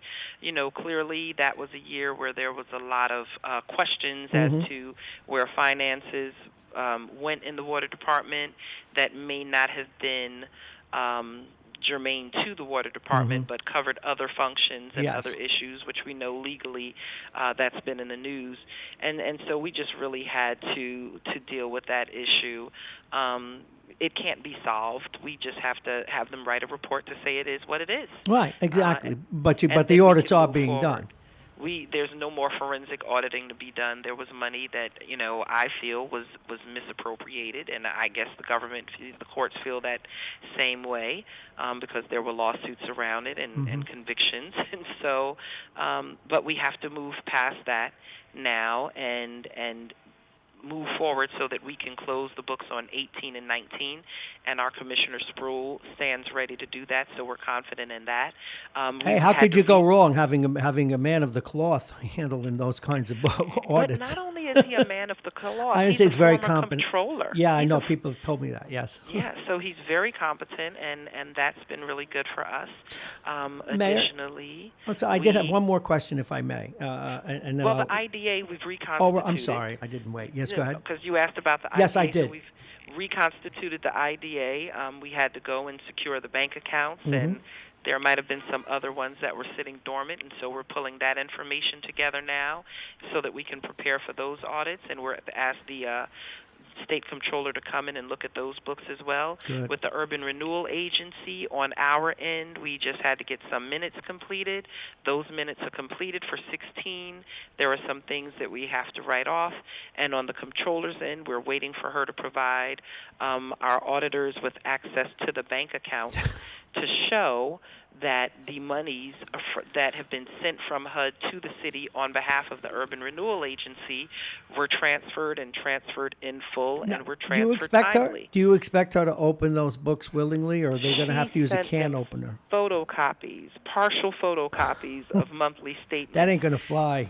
That doesn't fly. I've done auditing. They have to come on site. They have to look at original documents. And she has not provided them with access to her office. Mm-hmm. But yet, this is the kicker. She sent a letter yesterday to our current planning commissioner telling them that she wants to conduct an audit of 2016 Urban Renewal Agency, because that's the time where I was the commissioner of the planning department and the Urban Renewal Agency. That's Trumpian, isn't it? Yes, it is, for 8.5 months. So she's going to conduct an investigation. And then she put out communication last week, which just shows the level of ineptitude. She said that I did not complete the 2016 audit when I was the commissioner of planning and the director of urban renewal. Well, I was walked out of the building on December 14th. Yes, you were. It's really hard to complete an audit of a year that is still open and active. And so it's just that's really, right out really of a Dilbert column, isn't it? That's right. We're talking with the mayor. I have one more question for you. Boy, we set him up. You're knocking him down, Mayor. I know we saw really good feedback. I did not know the players, and I can't speak, but we got good feedback on your new choice for police commissioner. And I know one of the things you were concerned about during the campaign was possible malfeasance or illegality in the police department. Is that being looked into? Do you still feel the same way? I mean, there are cases that are still being investigated by multiple authorities, and those investigations are going forward. And there are other people who we've had to terminate because of information found on body cams as part of the new discovery laws. Mm-hmm. And then there are just other people who to be disciplined, and that needed to happen in-house. But everything does not need to be a press conference. I don't need to show that I'm the new sheriff in town. Sometimes the best way to do your job is just to do your job. And that's what we've been doing. And so, Commissioner Scott is working hard to expand the relationships that we have with different law enforcement agencies. He's focused on, dealing with some of the cold cases, dealing with domestic violence, addressing the large mental health issue that we have here in Mount Vernon. Of course. 2019, there were no deaths by gun violence here in the city of Mount Vernon, and so, we're excited about that. I wasn't the mayor, but look, I can say the police department, along with some of the other community-based violence intervention groups, did a good job around keeping gun violence down in the city of Mount Vernon. And we did have 2 homicides, and any homicides is too much. One is too many. It was 2, and they were by knife. But we are focused on really moving forward. We hired and just brought on a new police officer and several police officers that were transfers from New York City or around the county, and we have 12 recruits in the police academy right now. You're a busy bee. We're coming up on when we have to go, but if this is a good time for you, we can set it up to make it a regular and extend it out to 30, almost 35 minutes if you like, each week. Is this a good time? I will finalize it with my scheduler to ensure that it is, and we will get back to you before the end of day. Okay, and Mayor, continued success, continue to take on the tough issues. Boy, you've been a very busy woman in 2 weeks, in 2 months. Kudos to you, Mayor. Mayor Sean Patterson Howard, everyone. You have a great day. My next guest, as we segue here, and I just want to give a little bit of a segue. We don't have to do the weather again, but I want to remind you the bottom of the hour is brought to you by the United Hebrew of New Rochelle, a top-rated campus of senior care. Visit uhgc.com. Aging Issues Management, the law firm of Payne & Kahn, plug-in virtual reality, and Dominic's Fine Cigars, licensed retailer with a big selection, including Arturo Fuente, Padrones, and more. It's 52. It's getting up to 60 today. Now, my next guest, we haven't had him on yet in our new configuration. We've been building content and getting it out there, but he's someone we've always appreciated. We quote him a lot on this show. We attribute some of the really fine reporting that he does. He's an investigative reporter for the Journal News. Please welcome Mark Lungariello. Good morning, Mark. Good morning, Bob. How are you? I'm doing pretty well, busy. We just had a great, I don't know if you had a chance to listen to it, with the mayor of Mount Vernon. And she ran into very familiar problems with the with the comptroller that the previous administration did. And this time, someone finally lit a match in the cave that is the state comptroller's office, and they're going to come in to look at it. Anyway, we didn't have you on for that. First of all, many of you read Mark every day, and if you don't read the bylines, he's frequently on the front page and other pages of the Journal News or on the Low HUD website. We did a story of yours, Mark, about a month ago, 3 weeks ago, repeatedly about what was going on with the Masons taking over the now Mercy, previously College of New Rochelle. What kinds of stories have you been working on? And that's just one we thought you did a really great job on. Yeah, that's it's a huge thing just with education, crime, real estate, and everything else. So that's been a story, as you know, Bob, that we've been following. Me and my colleague Colleen Wilson, who's now the transportation writer at the Bergen Record for years, and it's not done yet. We still have to see what happens with the Chapter 11 proceeding. And all of that. Why would the Chapter 11 proceeding, and of course, folks, we're talking about, as you know, the College of New Rochelle had to declare bankruptcy after financial issues. Mercy, if you will, rented out the facility for a while. We're using it as a college, and now Mason came in, the Masons, and want to make it some type of an old age home. I thought that ship has sailed. In other words, maybe not what they're going to do with it specifically, but that it's theirs now, is it not? They did close, from what I've been told. The issue is they sold that property for about $32 million, and there is a lot more out there that the college owes. So there are going to be a lot of unsatisfied creditors, and that goes for students. There's a lot of students who are looking to make claims, but they probably won't get any money out of the deal, because even once the college, gets that money and liquidates, books. Sure. Furniture, stuff like that, it's still not going to be enough to make back the money that they owe to people. I think they're going to have a lot of creditors, left unsatisfied at the end of this. Mark, how would the students lose money in the deal? Because if is Mercy going to honor, for example, the people that transferred over? Is it not going to honor the money they previously paid? I mean, what kinds of claims might they have? It's technical, Bob, and at the risk of putting your listeners to sleep right after they first got up in the morning. I've already done that, so maybe you can wake them up. But a lot of it has to do with the financial aid programs, right? Because, you think you're getting this much and you're paying that much, and because of the college closing, those numbers have fluctuated for a lot of the students. There's different reasons but for different students, but whatever it is, they think that the college owes them money back. A lot of it has to do with those aid programs and that sort of thing. I see. Yeah, we don't want to get into that, because we want you to wake them up, not do what I've done for 3 hours already. 8:55. We're talking with Mark Lungariello, investigative reporter for the Journal News.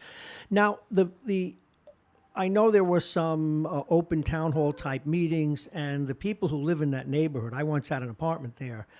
They're really close knit, and they care about what happens. They seem to be pretty content so far, but they can turn on a dime, I can tell you that. Yes, yeah. And, I understand they've had some talks with the city and people in the community, but who would have thought the Masons are not necessarily the most open group?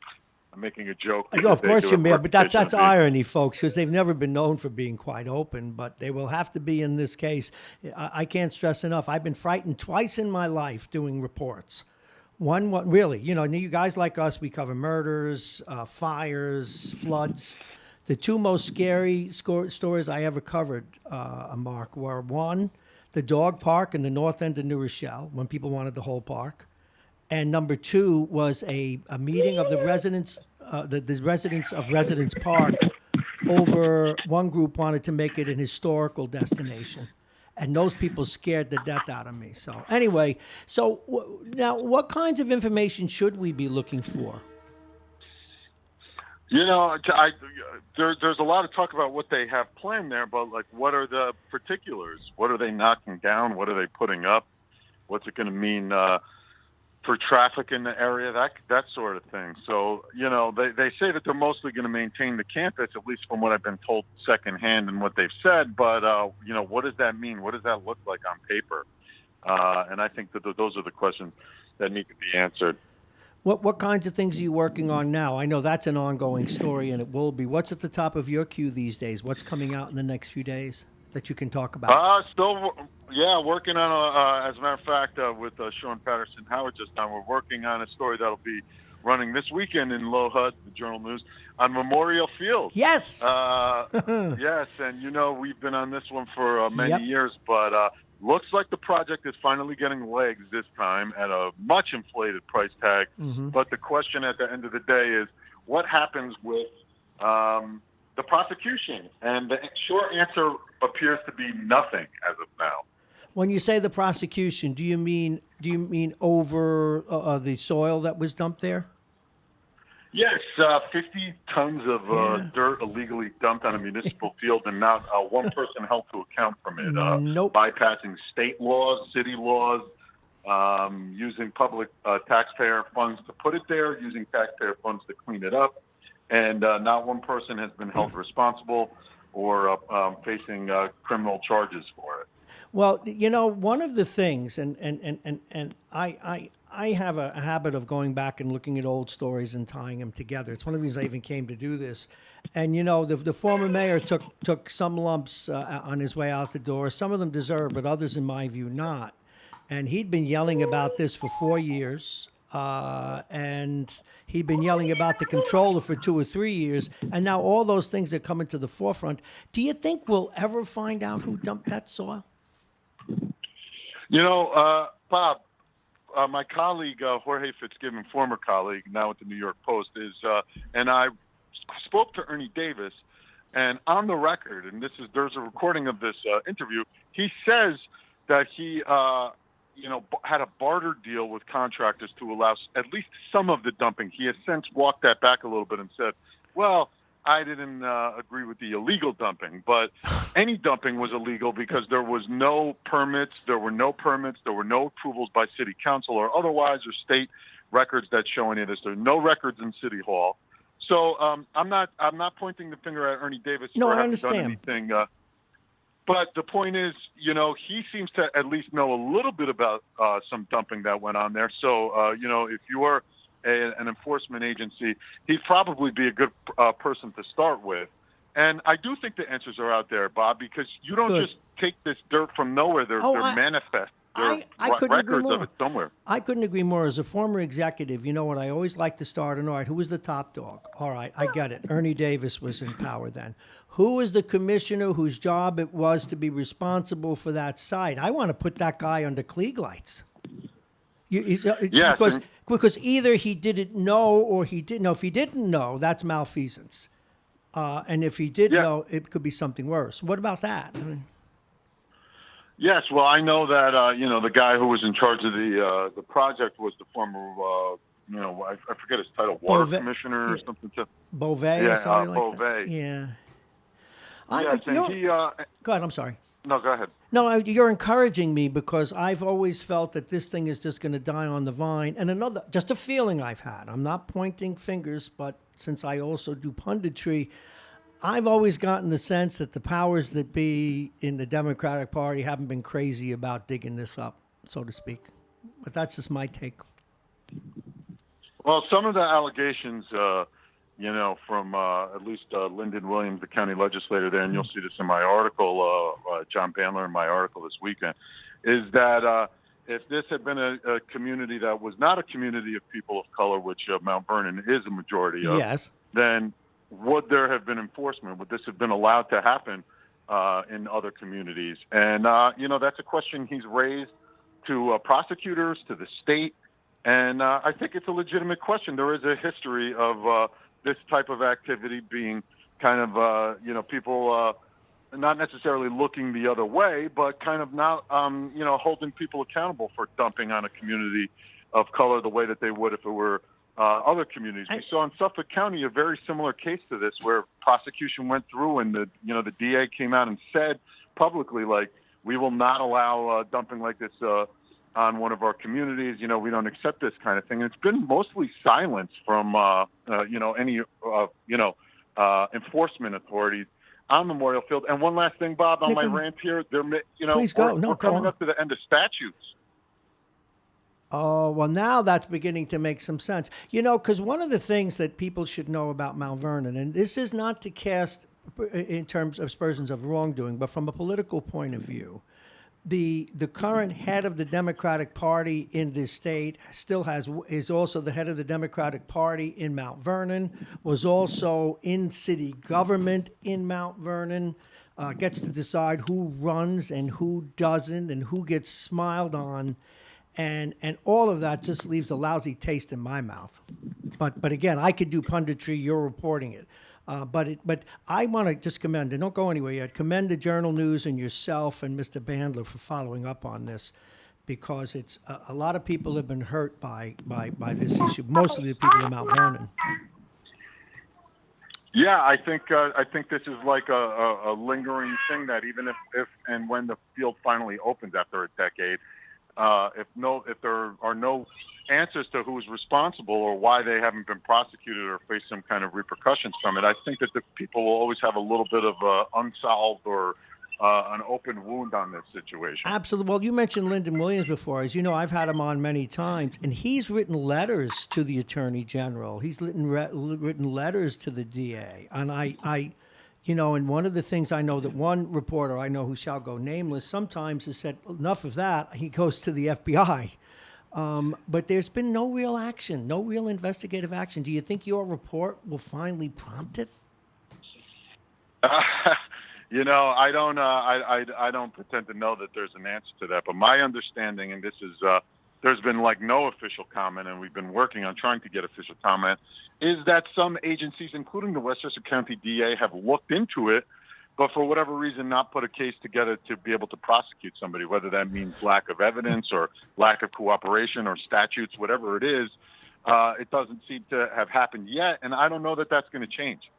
I wonder why. Well, you know what? I've got Scarpino coming back, and I have his opponent coming back. I've had on both of them, Mimi Roca and Anthony Scarpino. I think that's a question I'm going to put to both of them in their next round of interviews. Is what are they doing about Memorial Field and the illegal dumping? Somebody's got to call them out. Somebody's got to get someone in a dock somewhere under oath. But it's like you said, and I've said this before on the air, I'm switching to punditry now. One wonders if all that happened in that city would have happened if it was, let's say, Mamaroneck. But that's what else you work. This is great stuff. You guys are doing the story. Kudos to your editors, too. What else you working on? Anything else that tickles your fancy right now besides having to worry about your kids who I hear in the background? God bless you. Oh, yeah. They're chasing me around as I'm on the phone with you. The other thing that we're watching very closely is, of course, the congressional race. I'm sure it's not lost on anybody that it's Super Tuesday today. And Yep. The congressional race now has quadruple the amount of candidates as the presidential race, which is a little bit of a turnaround. And, of course, the situation in the Westchester County Jail, which is very interesting, Yes. the death of that inmate recently. So we'll be watching that. And, you want to stay with LoHUD. And see our coverage on that as well. Well, you guys have been doing a great job, and again, I can't commend you enough for doing this story at Mount Vernon. It really is in the great public interest. When is that going to be out? When should we tell people to look at that? It should be online Wednesday, tomorrow, and should be in print on Sunday in Sunday's Journal News if you still do the print thing. If not, it'll be online. Tomorrow, Thursday. Check for it on LoHUD.com. Well, we broadcast hacks look at both of them, so you can count on it. But it's so great to have you back. I will be in touch. But that, again, I'm looking forward to that story, and it'll be in my top stories tomorrow morning, that's for sure. Thank you very much, Mark Lungariello. Have a great day. Hey, thanks, Bob. Take care. Coming on. Talk to you soon. The pleasure was ours. Guy's a great investigative reporter, folks.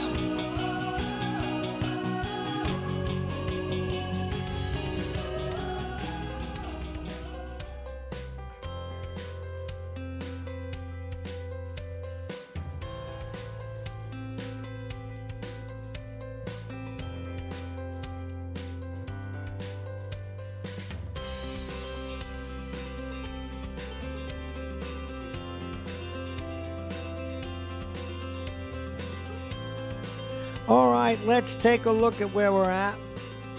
We expect Jack Breslin to be along directly, although he's over at the college and is a pretty busy dude. So, but let's get, and by the way, wasn't that great with Marco Ingriello, the investigative reporter for the Journal News? And folks, again, you'll notice during that interview that I was very careful to mention myself as a pundit, because just because I have an opinion doesn't make it news. But in pulling together that story, and you've heard me say it many times, we don't let stuff go. When someone dies on the battlefield of the news and we feel that elements of it were unjust, we follow up. And I'm going to keep saying it till I'm blue in the face. The former mayor was no saint in Mount Vernon. But he ran on the issues of let's get Mount Vernon, let's get Memorial Field done, and let's find out who dumped that dirt and the millions of dollars that it cost and where did it go. Let's get the comptroller to open up the books once and for all. So here we stand. Now he had to pay for not managing his money right when he ran, and he did. He pled out.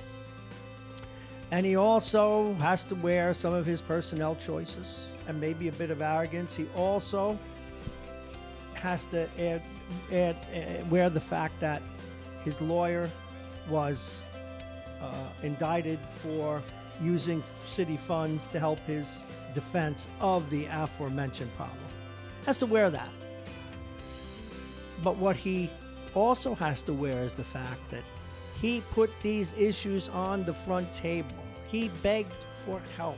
He begged for help from the comptroller. He begged for help from the DA. He begged for help from the governor. He wanted to know why that dirt got dumped. He moved, rightly or wrongly, to get rid of the tennis courts that now need to be gotten rid of anyway.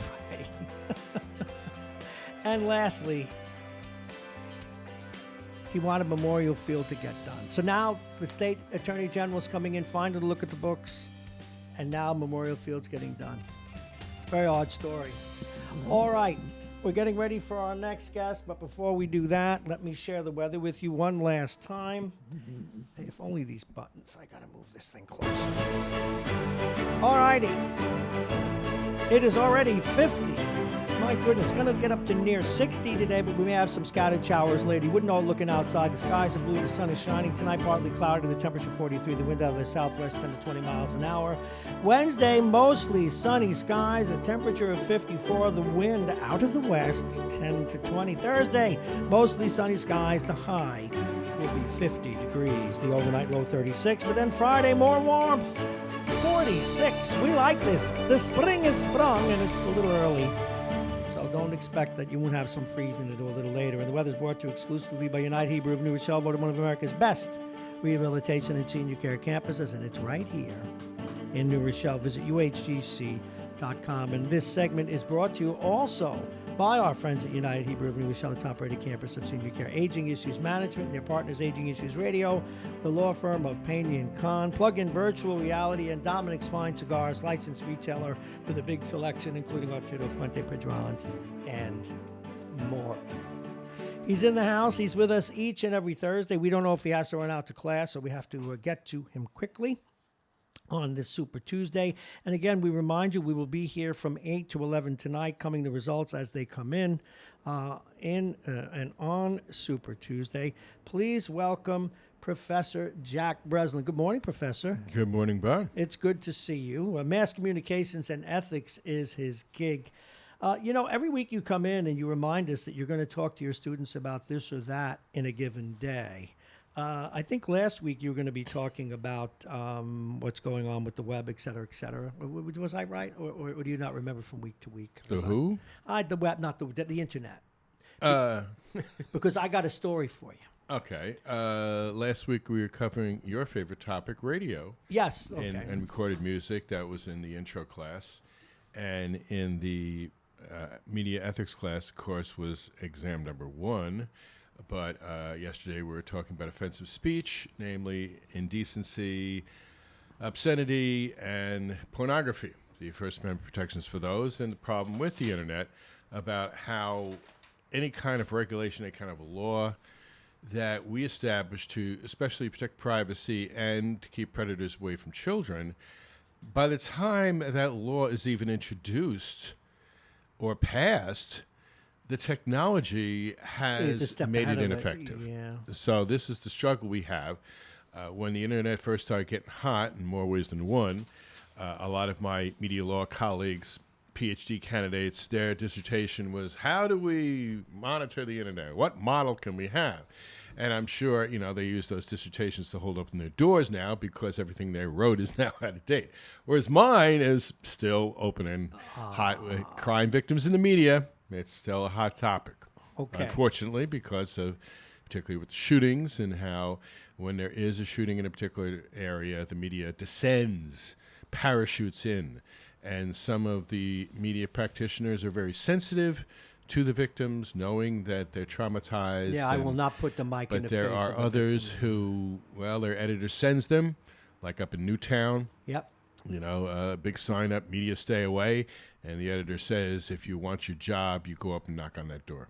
Yeah. And that is one of the problems we have. Well, we've got some stuff in the news. I'm going to give you the easier one first because it troubled me. And he went down willingly, so okay.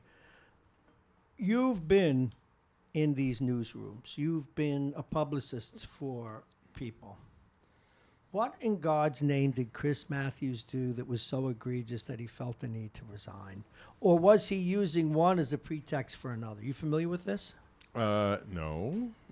I'll admit it. I'm not going to dance around it and say, no, this is... Evidently, he had this rating system for beautiful guests, so like 1, 3, she's a 3, she's a 5. He didn't say it to them or anything like that, but he said it to his staff. And on top of that, evidently, if someone was particularly good looking, he made something to the effect of, gee, you look great. I don't know how off color he was, but he did make comments about how good they looked, et cetera, et cetera. Now, should a guy be thrown off the air from that? Well, again, I'm just looking at that reliable journalistic periodical that I don't think has ever won a Pulitzer Prize, the New York Post. Yeah, but it's in every paper anyway. And okay, it's all around. So, again, I didn't have time to check the phone or the newspaper to see just what the story was. So I'm just looking at it. Well, there was an article, I think, in Esquire, one of the magazines. If he is truly guilty of this... guilty of what I said. Yeah, what I said. None of those are crimes. It's about time.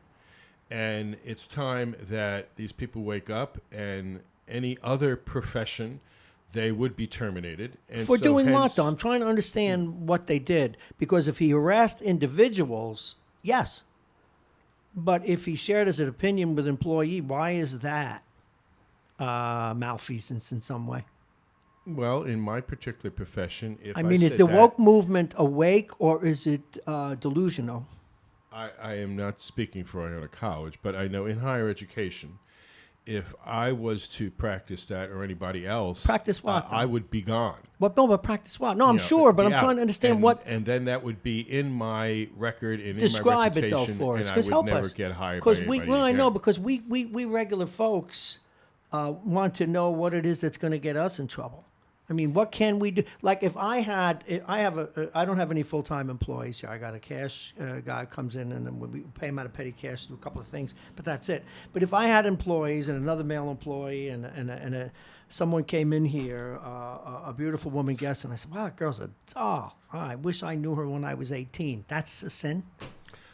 All right, I'm not going to set the standards. And I'm not going to defend No, but who has set the standards? MSNBC, or I'm not going to defend anybody else of setting standards.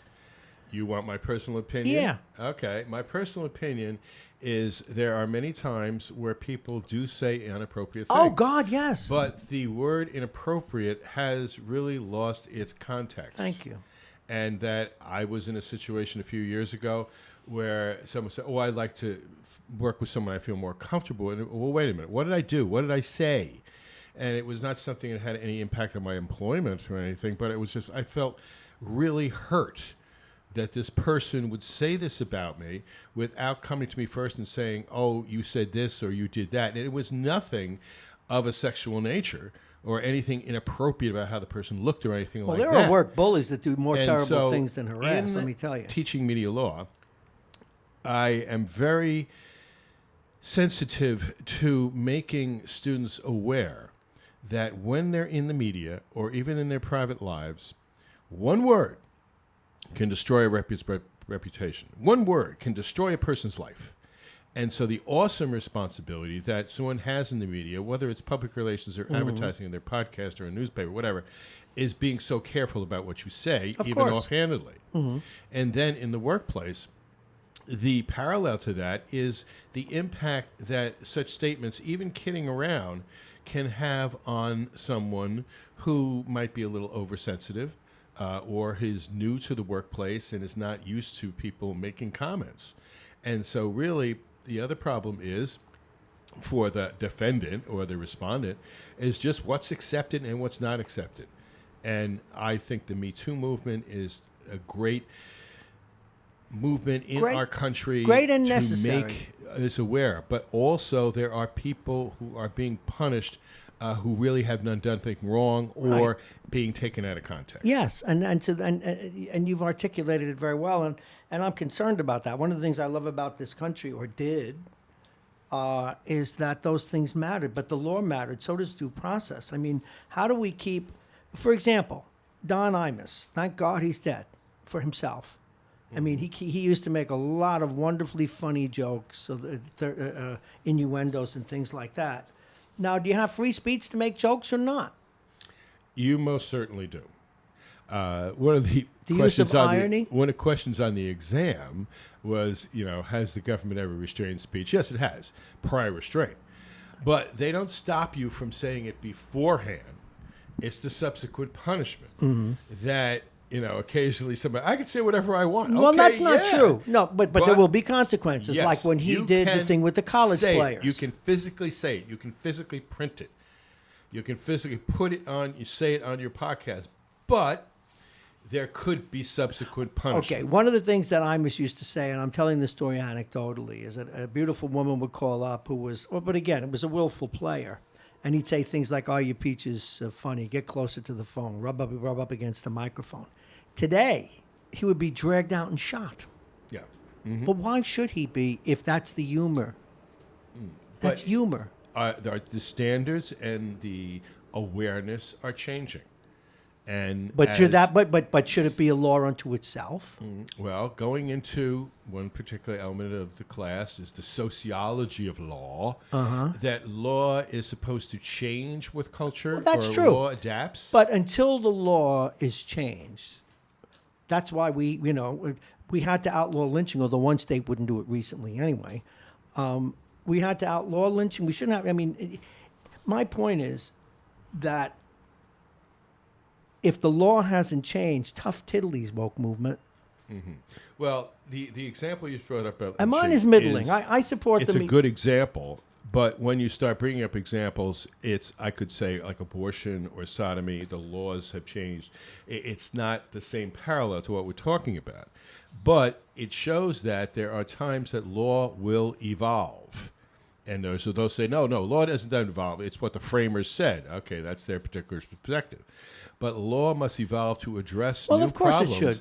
that come up in our culture and our society. And so there are times where the standards and the cultural mores will evolve. And in the meantime, until the law is settled, there's a lot of confusion. I see. Well, thanks. No, it helps because I worry.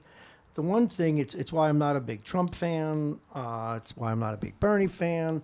But people deserve due. We had these established mores, innocent and still proven guilty. But it's been my humble observation, because I've been on the planet long enough to see it, that the age-old axe holds true. That one form of tyranny winds up being replaced by another.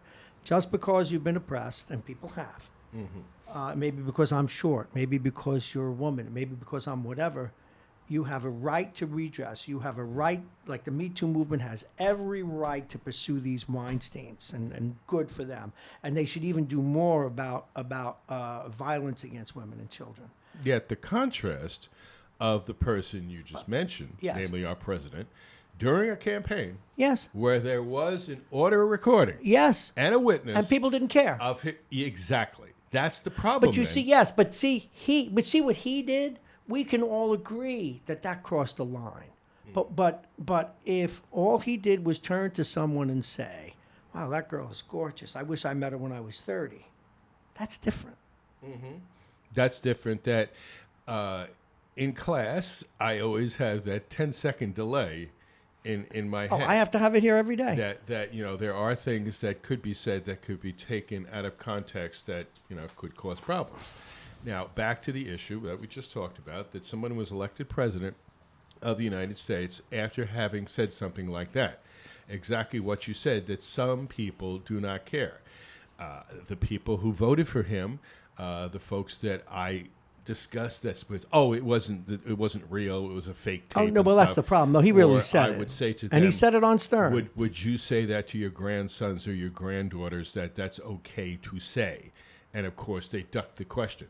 But the fact that someone who is in the Oval Office did something and said something like this and then basically gets elected, that shows where the mores of our country are a little confused right now. Well, they're confused, but again, don't we have to be careful not to condemn someone who didn't break a law or do something egregious? Exactly. And long before the Me Too movement started, and there was in the entertainment industry, it was at Fox at that time, there were workshops and so forth about sexual harassment. Hard to believe I was actually in management for a little while. Yeah, but that we went is to these Professor workshops. Professor Jack Breslin is with us. Hard to believe. And even other things that they would, it was to protect the company. And I brought up then, well, wait a minute. You're most of this emphasis is how to protect the company. What about having to protect someone who's falsely accused? Well, that's my point. And therefore, you're really looking out to protect the company, whereas the individual's life is destroyed because somebody didn't get a promotion. And this is a true story. Doesn't get a promotion and goes in and destroys the life of a man married with 2 children who did nothing. Absolutely nothing. Since then, his career went on. It was clear, but that cloud. That never goes did away. He really do it? And it was a vindictive person who just went in and made up this whole scenario. Yeah. Absolutely. And that's all I'm trying to protect. But see, here's the problem, and I think I've just got to the apex of it. Now, I'm questioning this because it's due diligence, and that's what it's called. To understand how a dynamic or a law or anything else that needs to be vetted is done. But there are people, such as the people that didn't want anyone to defend Weinstein. Now, Weinstein's a creep, and the women were right to go after him and right to get him convicted and everything else. But then to condemn the lawyer that defends him is the kind of tyranny that I despise, because it's like the people that say, oh, he's going to jail, good, I hope he gets raped. No, we have laws that prescribe what the punishment should be. And just because you were grieved, I'll never forget, and this is one of the things that still governs me. I always knew that women were grieved, and if you let people listen to this show regularly, you know how I feel about it. I'm upset with the church about it. Women are always second-class citizens. Catholic women start their lives with one moral arm tied behind their back if they're not a virgin. And I get all of that, okay? But I remember, and what was the issue now? I almost lost my train of thought because I get upset with this. Oh, yes. I still, though, was shocked at the number of women who, and now if he beat her, I understand, but who were glad, and there was something sick about it, who were glad that Lorena Bobbitt cut off her husband's penis. You want to hit him with a hammer? You want to kick him? But now I had to back up and say, boy, what must have men done to women that make them feel that way? But yet they weren't aware when they complained of a much more deep-rooted animus than I realized was there. It was way too broad. There was an underlying hatred of the male species that I said, I know men have a lot to answer for, and we've always made women to be second-class citizens, but where was that animus? Where was the degree of even depravity? Where'd that come from, do you think? Well, it's interesting you mentioned the Lorena Bobbitt and John Bobbitt case, because I was in D.C. when that happened, and it was right down the street. So, of course, before, it was a local story for a few days, and at the softball team, the co-ed softball team, the captain made a crack about it, and everybody laughed. But then later, at our post-game little reception, as we always had over at the bar, then this very honest discussion took place, and a couple of the ladies who were very vocal about that, well, he had a comment, he deserved it kind of thing. We found out later that they had been in abusive relationships. Well, that's my point. Yeah. Yeah. But anyway, my point being that just because you've been aggrieved, you have a right to an emotion about it. Mm-hmm. You don't have a right to think that this is the way things should be handled. You've got to separate the two.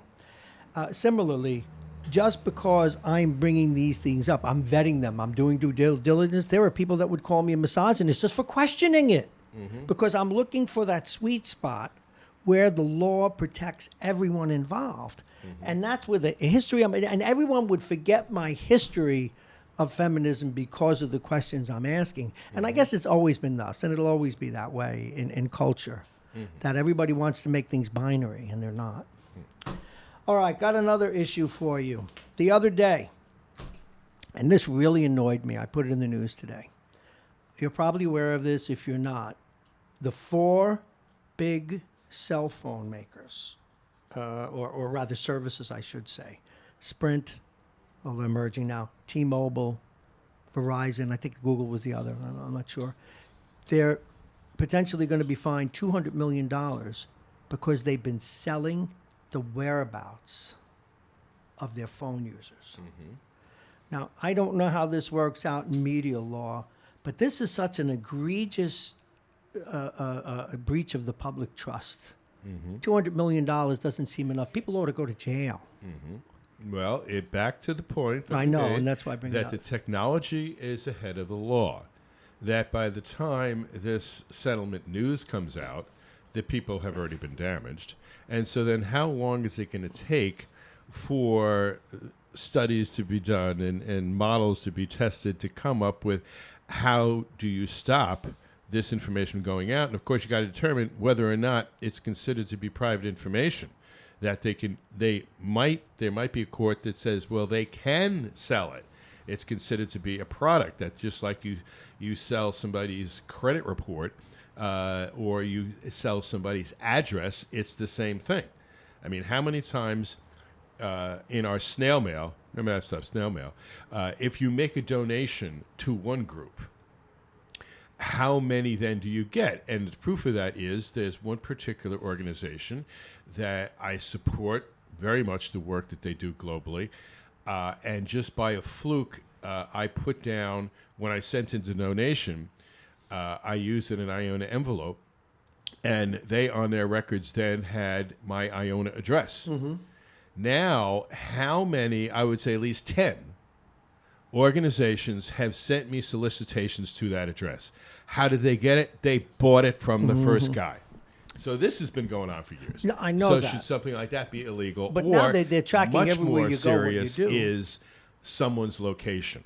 Yes. That is much more serious. But the problem is there's no we law have not against addressed it. the issue. By the time we do, the problem becomes so great that can you actually fix it? Now, the other thing that people are starting to complain about, and I guess, I don't know if it's in the agreement, if you go out and buy a smart speaker, that sometimes when you're talking and you didn't turn it on, that's being recorded too. That's insane. Yeah. 1984, Big Brother is listening. Boy, it really is. All right, let's move on to what everybody's talking about today, or will be tonight and tomorrow morning. Were you surprised by the Joe Biden's win in South Carolina and what appears to be momentum moving in his favor?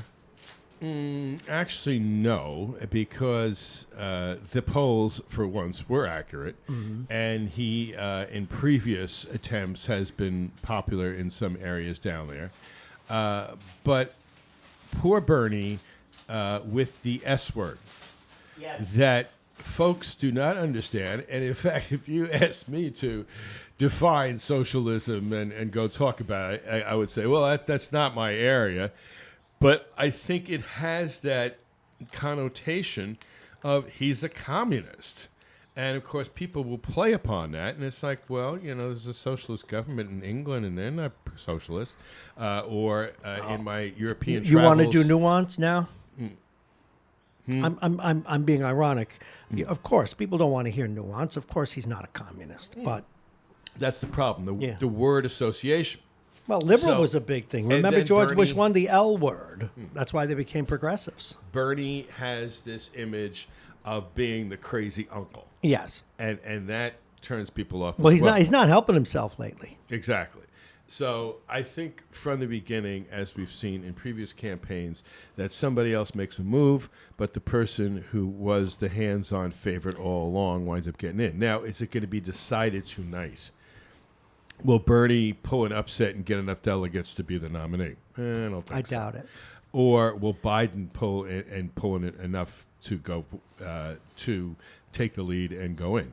Other candidates have dropped out. However, as I have said before, could this be, with Bloomberg coming in, could this be the first time, I looked it up, since 1952, and then later 1932. You're looking for a brokered convention. Right. I see where you're going, Professor. Yeah. Or, it go past the first ballot. Nobody gets on with the first ballot because in 52, how many ballots were there? 32, how many ballots? Some incredible number. Kefauver was supposed to be the nominee, and then he turned it around. What about and 60? became Was deceased. that wasn't brokered, but there was a lot of shenanigans going There on was, the floor. yeah, there Because I was- listened to that line in my bed as a Yeah, 10-year-old. Kennedy got the nomination on Yeah. the first ballot, but I remember in There was high all school kinds of civics horse trading, class, yeah. the priest talking about New Jersey being a key state, and they try to make a deal with the guy, and he wouldn't do it, and so forth, and that was the end of his political career. And I guess after New Jersey, New York put him over. I'm not sure of that. I could be wrong, but it was definitely in the middle of the states where Kennedy finally won over, because that was a convention where nobody really had the clear lead. And Bloomberg bringing out the other night when he talked about the possibility of this, that you have the willing and dealing and the horse trading that goes on in order to get the votes. I find it also interesting, I kept thinking back to two things. I forget what someone mentioned last. Oh, yes. Mr. Biden, former Vice President Biden, had said he would put a Republican on the ticket, maybe, sort of, kind of. And, of course, everybody thought of Mitt Romney. But I kept thinking about the two other things like that didn't fly. And that was when McCain was thinking of having Lieberman on his ticket.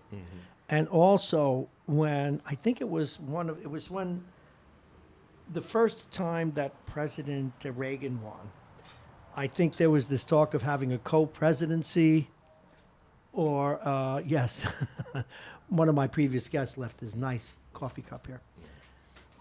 A co-presidency, or one was going to be vice president again, and those things don't work, do they? That's just all water. That's just all. Yeah, that was with when Hillary was first proposed, the idea of a co-presidency with Clinton. That stuff never Bubba. works. And no, we don't do that kind of thing. Now, who do you think might be a vice president? I keep thinking Klobuchar, I think it'll be somebody who comes out of nowhere. and they got to be young. Yeah. Because one of these three people are going to die in office sooner or later. I mean, if we get, pretty soon we're going to elect a 90-year-old. Yeah, that was one of Colbert's jokes last night about how people are looking for the progressive, and you have these, septuagenarian white guys standing up there. Staggering around. But these things are always exciting. And, I stayed away from it for the most part. I mean, but there are 10 people in the debate. You know what is interesting, though? I've gotten, and I won't show my hand yet, I'm going to make an endorsement for the first time in my career because now I'm the general manager of the station. But I get to interview a lot of and fairly high-level local candidates too, Senator, Congress. And when they're all fresh, and you've been down this road before, probably before me, when they're all fresh, you never talked to them before. It's really interesting because some are very compelling, and then others that they tell you are in the lead are inarticulate. Like there's one person who came on running for Congress. If that person doesn't get the job, I'm going to realize how flawed our system is. But again, if you didn't get a chance to interview each one individually, you wouldn't know that. Now, how much in your career, in your work career, being a reporter, being a PR person, how often does the right person get in anyway? Going back to my first election that I covered, a school board election, which school board meetings are always very entertaining, but these people, were responsible for education, so they took it seriously. And all you had to do was go out and get the 500 signatures. And some of the folks that came walking in, what are your credentials and why should you be on the school board? And it wound up that one of those people, who was our local postmaster, he wound up being president of the school board. And, he was one of the best people ever on the board, but you would never expect it from his original credentials. Like, who are you? You're a postmaster in a little town. And for his funeral, I think it was one of the few times that St. Peter's Church was full for a funeral when he passed on. And so I wouldn't say he went by a common sense approach, but he was very effective in not letting his views prevent other people from having their voice on the board. And that he was very fair in being the president of the board. Oh, but one time he resigns right in the middle of a meeting. He resigns as the president, not telling anybody. And it's like, what, huh? And, because he wanted to speak out on the election coming up, and he couldn't as president of the board. And, of course, the next day, he said, okay, I'll talk to you guys 5 o'clock Friday afternoon. I had a friend coming into town on a 7 o'clock plane, so I couldn't really do that. And my boss said, you know him from way back when. What's the matter? You can't find him? And he had taken the day off, and I knew where his fishing spot was. It's interesting. And My so guest, I got the scoop. Professor Jack Breslin, Mass Communications and Ethics at Iona College. Now, I saved the light and fun stuff for last. One of the things that Professor Breslin does. Well, you are going to love this because of what your background is. What many of you who haven't gotten to know the professor yet, one of the wonderful things he does, one of his hobbies in the summertime, is take these bus trips, and he goes to minor league ballparks. He loves baseball, loves other sports too, and he comes back and he shares stories with us that, at least for me, they captivate me. And there's so much going on in the world of sports right now. You teach sports journalism as well. Yep. Tonight we're going to Section 1 over at Westchester County Center. All right. You are going to Section 1. The girls' Class B semifinals. Cool. Now, I haven't asked you this. It's gone on for a month and 2 weeks or a month and a week. The cheating scandal. How do you feel about it? And as a journalist, as someone who teaches these kinds of things, how do you feel about the way it's been handled? And how do you feel about the credibility of baseball vis-a-vis what's gone on? I think this will have a long-term effect on people's perception of the game. The fact that they're not taking the World Series title away from them, where there have been past incidents, for example, when I was at Minnesota, and there were violations, they had to take down the Final Four banner and give up the NIT championship. So whether or not the Astros should lose the World Series title, well, they cheated. Yeah, take it away. You'd be surprised how many people think they should. Yeah, take it away. But it's not going to happen. So the fact that these multimillionaires were able to get away with something that if it was us, ordinary folk in the real world, and the world of sports is the real world, they really weren't punished. And I think that's going to have a long-term effect on the game. Okay, I'm going to go. We got other sports stuff to talk about, but this edges in. Someone wrote a piece, I think it was in the Week magazine, that terrific aggregator. I got it here somewhere. But it resonated with me because I've been saying this for a number of years. America has always been, in a good way, we pursue excellence, winning, doing well. But somewhere along the line, a large segment of the population has come to realize that if they don't cheat, somebody else will. We see it in business. We certainly see it in politics. We see it in those 4 cell phone companies that, even though it was legal, knew they were doing the wrong thing. Mm-hmm. Why shouldn't they do it in baseball, where sports, a certain amount of cheating is actually appreciated? It's, what's that phrase? If you're not cheating, you're not trying. Mm-hmm. How much of this is in our culture?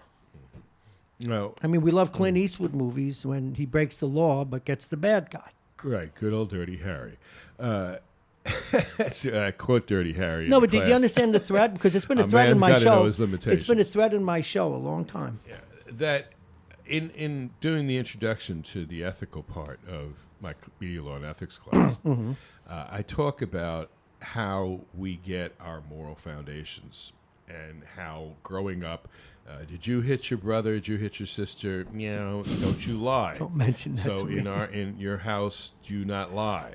Now, were there people who grew up in a household where everybody lied? Well, guess so. I did. Now, meanwhile, we move on in the world, and our life experience has an impact on our moral identity, our ethical identity. And the example that I give is that every once in a while, I go out and give a little workshop on ethics at a newspaper, a television station, a radio station, an advertising agency, a PR firm. They're really desperate. They can't find anybody else because some ethical scandal has happened. And so it's reactive that we got to come up with a code of ethics. And usually they're willing to pay me quite well. And I'm like, no, this is educational. It's a freebie. And usually it's on a Friday. And they just had beer and pizza, so the last thing they want to hear is a college professor, like most of my students. Kiddingly. And about after 15 minutes or so, someone very politely says, well, Jack, is it? Yeah. Now, being respectful here, you were in the biz and you know what we do. And again, I think I'm an ethical person. I think I'm a moral person, at least from the way you defined it there. And again, I ask this respectfully. If our competition is not ethical, why This is should a great we question. And that is Right. a fair question. But I'm ready for them because I've heard Give it me before. the answer. Because any good psychologist who does organizational work will tell you that consequence defines behavior. Right. In the largest statistical sense. That the long-term consequence then is the impact on your personal ethical identity. Can you live with yourself of doing that? Are It's you like- doing it just because It's character bankruptcy. your boss in the profession told you to, and that's something that you are going to have to live with? So the example that I give is in my illustrious PR career, I was told to lie only once in America's Most Wanted. And I didn't do it. I refused. And of course, eventually I got laid off. All right. And the individual involved had somebody else do it. And so guess who had to put out the fire after the You press did. got a hold of it? Of course I did. Yeah. All right. Fast forward. I'm on the job market. I have an interview at one of the networks. As I'm walking in for the interview with the big boss to get, I hope get the job, she says, "Oh, I spoke to so-and-so at USA Today. He spoke very highly of you." And, of course, it was like, that was the guy who was lied to. So, all right, I didn't get the job. But then I wouldn't be here with you today if I did. That's what I say to my students. Man, I wish you got the job. Now, after the interview, I called the guy. And I said, hi, and he goes, oh, yeah, well, I hope you get the job, but I don't know. And he tells me some little inside stuff that I'm like, oh, I hope I don't get the job. And he said, I knew it wasn't you. You didn't lie. They did. You're one of the few ethical people in that business. And I went, oh, thank you. It matters. So the answer is the long-term effect on your personal Okay. identity. No job lasts forever. Okay, yeah, and you You learn could that. be at a place, and are they going to send you, a bouquet but you retire 20 years But later? you know what? Which one's living in the shack and which one's living in the McMansion? I work for a company, and I can tell it because they're dead now. I mean, somebody else bought them, but Merrill Lynch, that had one of the greatest ethical cultures you could ever imagine. I mean, they actually believed in what they did, bring Wall Street to Main Street. Another thing they used to say was the customer's interest comes first. They really meant it. And they used to tell us, and we'd have seminars almost every year, if we screw up, we're going to come right out, we're going to put it in the papers, and we're going to make restitution. Of course, you defend spurious stuff. And they bred that in us, and we believed it. Well, over the course of years, we started to evolve, and it was necessary, but we had been mostly what's called private client house. We dealt with individuals. And we got involved in the institutional markets and proprietary trading. And you could see the culture begin to shift. And by the time I left, and I can say this about Merrill Lynch very comfortably, the worst trait that you could have and was considered a sign of weakness was sincerity or integrity. You had to go along or die. And even if it meant hurting other people. And you could see it coming. And anyone who knows me knows it, because I used to tell them, we got years left, because we're going to be in the paper soon, and it's going to be big. And it started in something called Baldwin United, and then it started out in Orange County, where our behavior was so bad in a lawsuit when Orange County went bankrupt, that even the judge, and this is very rare, the judge in the case, because it wound up getting all settled, wanted the grand jury testimony to be made public. Now, Mike, that's a big deal. My company went to the Supreme Court and stopped it. But here's my point. We went from, if we screw up, put it out there, let's admit it, fix it, to, we're going to go to the Supreme Court so that they don't know what we were up to. And it was only a couple of years later when finally we died on our own sword and Bank of America had to bail us out. And Merrill Lynch is gone. And so I criticized them. I always will. They had lost their soul. And full disclosure, I was on a medical leave when the planes hit the World Trade Center. And they told me there'd be no job when I came back. Most principled thing I ever did in my life, because they were so petrified by that, was when I sued them. Okay, and we wound up going to arbitration and settled. But one of the guys whose name is on the marquee, we used to call Merrill Lynch, Pierce, Fenner, and Smith, and Smitty was, Smith Jr. was there. And once a year, I do an hour with him, and we rag on the loss of that great company. It was a wonderful firm, and greed, but it wasn't the greed that did it, because you can't run a Wall Street firm well without greed. You can't. It just has to be controlled. It's like the acid in your stomach. If you want to buy something at a reasonable price, it could be this coffee, it could be that microphone, it could be the car in the parking lot. You need greedy people who will buy it when its price is too low to keep the value of things real. It's a class I actually teach. But when you let it rule the roost, and you could see it deteriorate, like the guys that would cause us trouble were always, and you've heard this expression, the big swinging so-and-sos. We had a guy out in London who made a lot of money, and so that even the chairman of the board was afraid of him. It was one of the people that helped bring us down. And so we were putting in this and then it was a lot of money, like a $125 million system. And because he made a lot of money in his unit, okay, he was allowed to say, don't put it in here. And we had a kludge all around it because the then chairman was afraid of him. So we lost our soul. One case, another case I handled, was we had a business, and I'm not getting into the specifics of it. We sold it. The business is gone. It's all safe now. But we had a business that was at the heart of what in Wall Street, data is everything. Customer addresses, just like it is today, the prices of things. That's a commodity. Well, we had a piece of crap small business that only made $10 million a year, doctor. And they were selling data. They were giving data to our customers that was substandard. And so I went, because they were using it for a product they made, and it was like having a hemophiliac sharing their blood with healthy people. It was the best analogy I can give you. And so I went to the guy who was in charge. You had to go to like our in-house police. And this is an absolute true story. That's why I can say it. There's no libel involved here. No malice either. And I said, listen, we got to do something about this business. I said, they only make 10 minutes. Do you know who they report to, Bob? They report to thus and such, a guy who since passed away in a plane crash. Thus and such.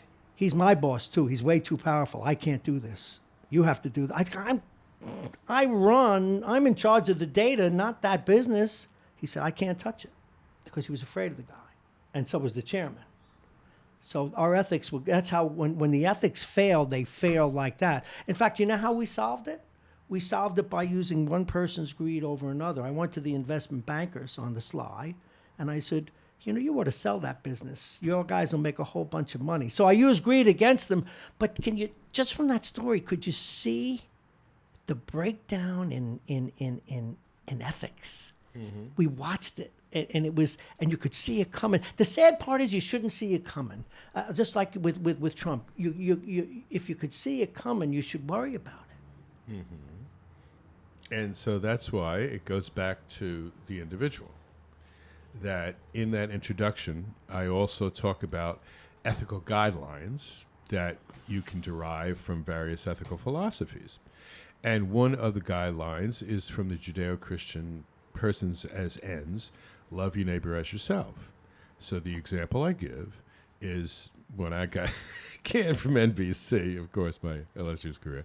I was the golden boy in New York, excuse the ego, and I got transferred to L.A., and I ran into an individual who was, I use it in classes, amoral.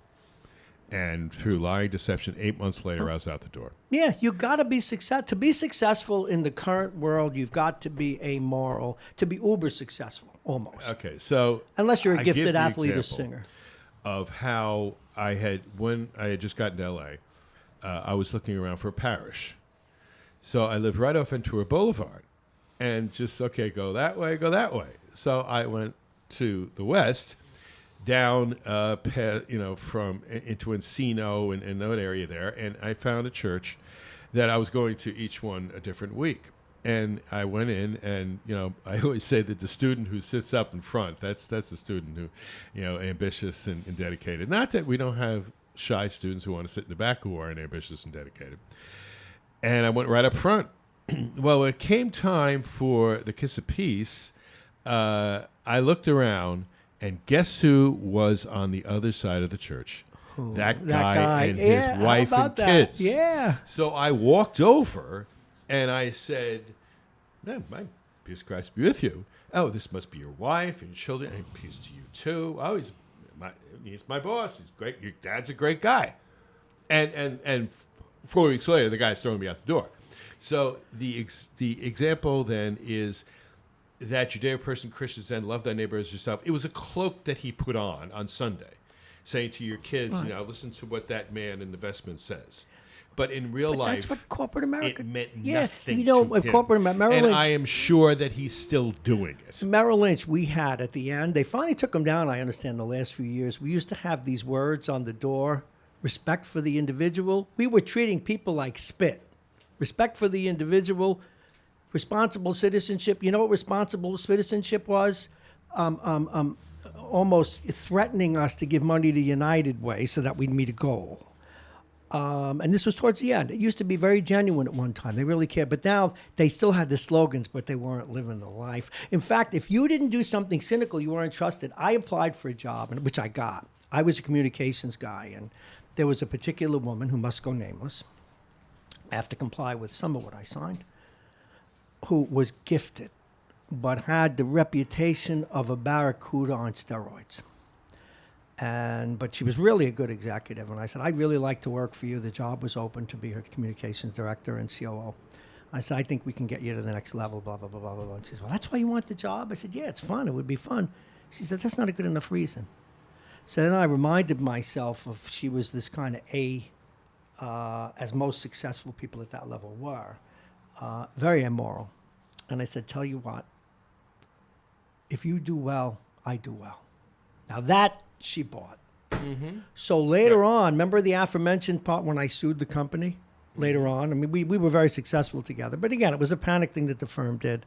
When I sued the company and they were trying to limit the damages, she actually brought that up in court.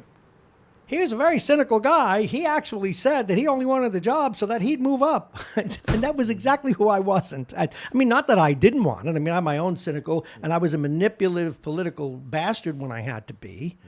But that's, and and the only reason I make it personal is without personal anecdote, these things have no value. Right. That's why I always say the first class, I'm going to tell some of my little stories, and they are true. Now, some people they might think, "Oh, he's bragging about himself." No, it's you need the personal anecdote. Like, do you remember those green books, Reader's Guide to Periodical Literature? Mm-hmm. Yeah. Well, yesterday we were having a library session, and I held up the page that I have on a board. My first entry in Reader's Guide. It was an article about Sports Halls of Fame that I wrote in a magazine class at Georgia when I was getting my master's. And there it was in the Reader's Guide. So the example I'm using is you don't know how easy it is to search for stuff. You know, if I was up here telling you all about search terms and stuff, there's no reason that you shouldn't have the best information because this is how we used to have to do it. And then I said, so for example, you're looking at Sports Halls of Fame. Blah, blah. Oh, look back, Breslin. Oh, there he goes again with his ego, I'll say. But my lesson is, okay, I'm giving you an example of something that's in here. But the other thing is, and I say this in first class and over again, if I could do it, a hick from upstate New York, and damn proud of it, you can do it too. His own cousin, what are you doing to make that happen? Coming to class is only part of it. So I'll talk about Fox, NBC, and all that stuff, and I'll say, okay, this is an example of, Rupert Murdoch said this. I was in the room when I wrote my book about America's Most Wanted, and I handed it to him. He said, synergy. And then he said, get out of my way, stupid. No, he said, synergy. So we're talking about symbiosis and synergy. When symbiosis happens within the company. So Rupert saw the book. Now, and I signed it to Mr. Murdoch, whether or not the book actually made it out of his hotel room that night, I don't know. But then it showed that, all right, I did this, you can do it too. Or this is a practical example. So in the evaluations, I find that the vast majority of students appreciate the stories. Yes, and I always say, I'm not making this up. No, in fact, let me end my part of it with a good story, because it has to do with someone else. One good person who is backed up can make a huge difference. I had been this offline communications guy. It was kind of like, and ran a training school, and it was kind of like, well, you haven't been to war yet. You weren't a war general. So I said, all right, I want a huge operating area to run before I move on to other communities. I want give me a tough area. And they did, good God. We had this area, we had several different departments. One of the departments that I inherited was a place called stock loan. And I was replacing a guy who had been arrested. His office was still padlocked. And our stock loan was one of the departments that had broken the law.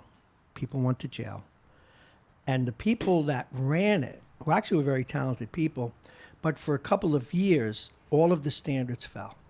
The people didn't balance the books on time, they didn't give honest reports, and their bosses wound up, but that wasn't why, they went to jail for stealing. So I had to fill this position. And for me, I can't take credit. I can take a little bit of credit for realizing one dynamic, but this isn't about me, it's about this woman. So I'm interviewing people, and this woman comes in. And I'll only give you a first name, Sandra. And she had been in another division on the other side of the firm. I said, you were down there near Philadelphia. It's a beautiful campus. It's easier life down there. Why do you want to come up here to New York City and the hustle and bustle? She said, I really can't work there anymore. And they didn't like the fact that I did an honest report. This really important report we have called the 1533C was honest, and they gave me a lot of trouble. And I said, oh boy.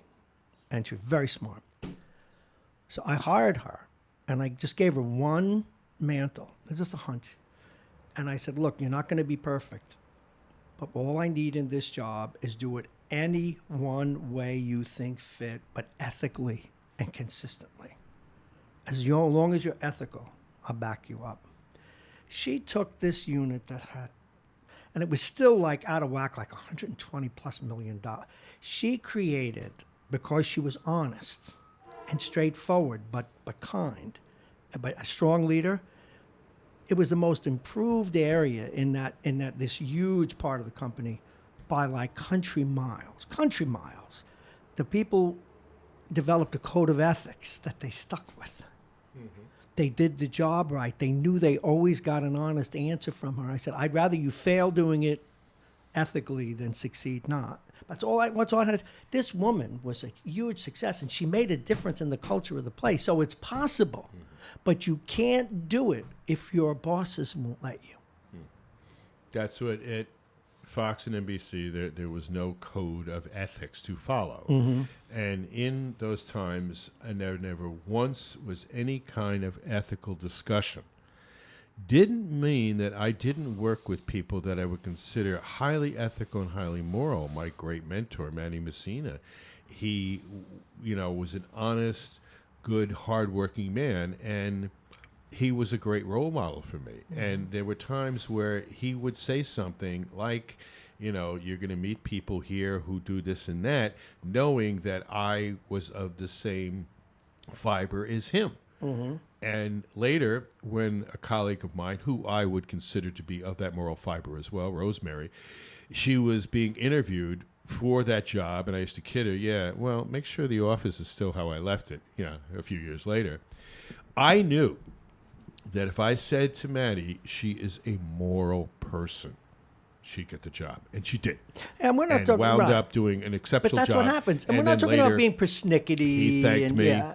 and thanked me for, and I said, I'm paying you back for all that you did for me. And so he and I and a couple of people in the office had that moral fiber. There were others who did not. And then in Fox, there were a few people in our little trailer who had a moral fiber. Even though the two guys running the place couldn't spell the word. Well, yeah, and that's the way it is. Let's bring this back to baseball. Let's bring it full cycle. We've talked about, because we've been on the planet a while, and how integrity can get you into trouble, and how some people need to lose their integrity to survive, and I refuse to judge them. What about baseball? I mean, they make millions of dollars, but they did greenies back in the day. They did... they were out late when they shouldn't have been. Then they did steroids. Now this. And their bosses are wishy-washy about it all. Should we keep anybody out of the Hall of Fame for any of these grievances anymore? I mean, one of the things I'm sure you deal with is equal treatment under law. We have the guys they won't put in the Hall of Fame because they admitted or got caught doing steroids. Baseball caught another 140 that it can't publish because of its agreement with the Players Association. How can you keep anybody out of the hall when we may well have one of those or some of those 140 that are in there? Well, I'm kind of a purist that if you let them in, then close down the hall. Because the 140, okay, we could go, oh, they didn't get caught, they didn't get out, but we don't know who the 140 so was. let's publish it then. And sure, and then we'll keep them out too. Well, then I'm with you. But my think is until we out those 140, if they didn't know, that's different. You got away with it. It's like anything else. It's like the arguments I have about the president. He'll do something, and then I'll get a call from somebody saying, what about when Hillary Clinton spanked her kid 30 years ago? And so you can't win the argument. But in this case, and they'd be right, in this case, if you out those other 140, then you can keep them out of the hall. All right, one more sports thing, and we'll stick just to the sports of it because the baseball thing had ethics involved. I'm sure you know basketball probably better than I do. What do you think of the idea about having as the Knicks now do, having an agent run your team? Although there's only 10 guys in the basketball or anything, it's not like you need a big farm system, but still. A rather bizarre concept. Well, because basketball, you just give me 3 highly talented guys and I have a contender. Right. Because only 5 people on the court. Mm-hmm. So that's you feel the same way I do then. Yeah. And one of the issues there is what is the bottom line? Is it a business or is it a sport? Well, as one of my friends said a few years ago when I was complaining about something that happened, she goes, it's a business. Don't you catch on to that? And that's what it's become. Well, yeah, but that's okay. But again, run it ethically, Professor, it is always a pleasure. So are you planning, it's getting close to the spring, are you planning any of your minor league trips yet? I'll go to the Big East tournament. I'll go to the MAC tournament, and then I have my tickets for Albany. Now, there's all these rumors about March Madness without fans because of coronavirus. Anyway, the Garden, it has the regionals. I'll go one because I have a trip with the water polo team the next weekend. But then that makes a big splash, right? And, well, that was cute, ladies and gentlemen. That was a Bob Marrone joke. I'm sorry, I made waves. But it's a little early because I'm sorry. I've had this little thing I've been doing the last couple of years is going to NCAA softball and baseball playoffs on the bus, and that has to be fun, because I'm though. teaching sports journalism. I'm teaching the first summer session, which is the last 2 weeks of May. Can't do that, so right now I'm coming up with a trip. But meanwhile, my sister, who is a nun, will be a nun 50 years. Oh, that's nice. And You have to go her celebrate Jubilee that. is in Dublin. Oh, no shoot. So I have to go to Dublin. Poor you. So Ira's again, nice I'm to go stalling on buying the ticket because it's like, what's going to happen by then? But meanwhile, from Ireland, I'll fly right into Ireland, and then I want to go to the World War I battlefields and do 3 or 4 of those. And then I want to try to get into Wimbledon in the early days, the grounds pass, because folks say, there's the queue for the grounds pass is pretty long, but if you're patient, you can get in. I don't want a seat. I just want to wander around and go to Wimbledon and then see some friends and then over to Ireland to hang out with the good sisters and stop at Waterford to see the Edmund Rice Center there and the founder of the Christian Brothers to that's right, take Christian something Brothers. from Iona to his grave. I come from Franciscan stock, and most of my teachers were. Now, one last thing before you go, having to do with sports, and I don't want to lose this in my brain. Oh, yes. I've been scratching my head over how come in college there's Division I and Division III? Is there no Division II, and why do they go from 1 to 3? Oh, there's 1, 2, and 3. In hockey, you're thinking It's of. one, yes. There's no Division II. Right. But in water polo, for example, we do play some Division II teams in Oh, our okay. league. But kind of like in basketball, of course, you have You the do three have Division divisions. II? Yes, Okay, you I do. didn't know, because I know the Yeshiva's just doing great And for so Division III. there's the tendency of a lot of schools that can't really get teams to play them in non-conference that they will go and play a couple of Division II teams. Now, some teams in hockey, And if they you do read it. my piece in Low HUD about going to the NCAA football playoffs, boy. you would know Okay. there's Division, I should the have read it. championship division. I'm all right? failing my That class. is what used to be 1AA. And then there is the bowl subdivision that is the big college championship. So actually there's 4 divisions in football. Why are club teams becoming more popular these days? There's a big article in, I think, Business Week about it, about club teams in colleges, particularly hockey and some other sports. Yeah, and then once the sport becomes popular and more students participate, then Then you roll it up school to will like the recognize 3. it as a varsity sport. But yet clubs are still, they go around and play other schools. And oh, sure, they're they've funded. been around for a long time, and that's what you could call It's the not original intramural. college football teams were club teams. Because it's not intramural. I mean, it's a step above that. Oh, yeah. They're really talented. Yeah, our rugby team has done very well, and that's a club sport. Was your football a club sport when you had it? I guess at one time it was, and then it went to the NTA, and then we don't have one anymore. Yeah, it's too bad. Or not. The CT thing worries me, but it's still a wonderful sport to watch. It's just, you can't be frying people's brains like mine. Professor Breslin, thank you very much. We got a whole hour in today. My pleasure. And no, the pleasure's ours. Thank you so much and for sharing your stories. I love your stories. In fact, when I started the original conversation today, I kept thinking of David Letterman would be in a lot more hot water today than he was 10 years ago. Most certainly. When he came out with but again, everybody's open about it. He fooled around with the interns, and they did so willingly, at least. It doesn't. Yeah, from what I gather. Yeah, well. See, I can't even make a joke that says that. Boy, it sounds like a nice life, but I won't. It's a joke I didn't make. Thank you very much, Professor. All righty, folks. Professor Jack Breslin, Mass Common Ethics. Boy, did we cover a plethora of things today. We have a number of people to thank. Of course, the good professor. I also want to thank this morning Sean Patterson Howard. She is the mayor of Mount Vernon, and you'll see all the things she's embroiled in her first 2 months in office. Mark Lingriello, the very fine investigative journalist for the Journal News. Jake, of course. Anthony Goletta and Vince and their treatise on planning, code enforcement, etc. Or no, I'm giving the right thing. It has to do with zoning. Zoning laws. Thank you both very much. Mike Edelman, as always, some of you love to hate, and others hate to love.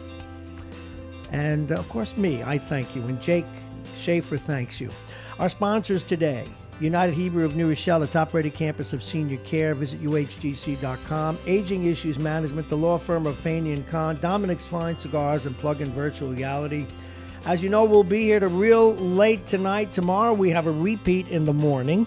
We'll let you know what that is, and we'll publish it online. Thursday, John Bailey's in the house. Andy Spano, we will have a ball with him.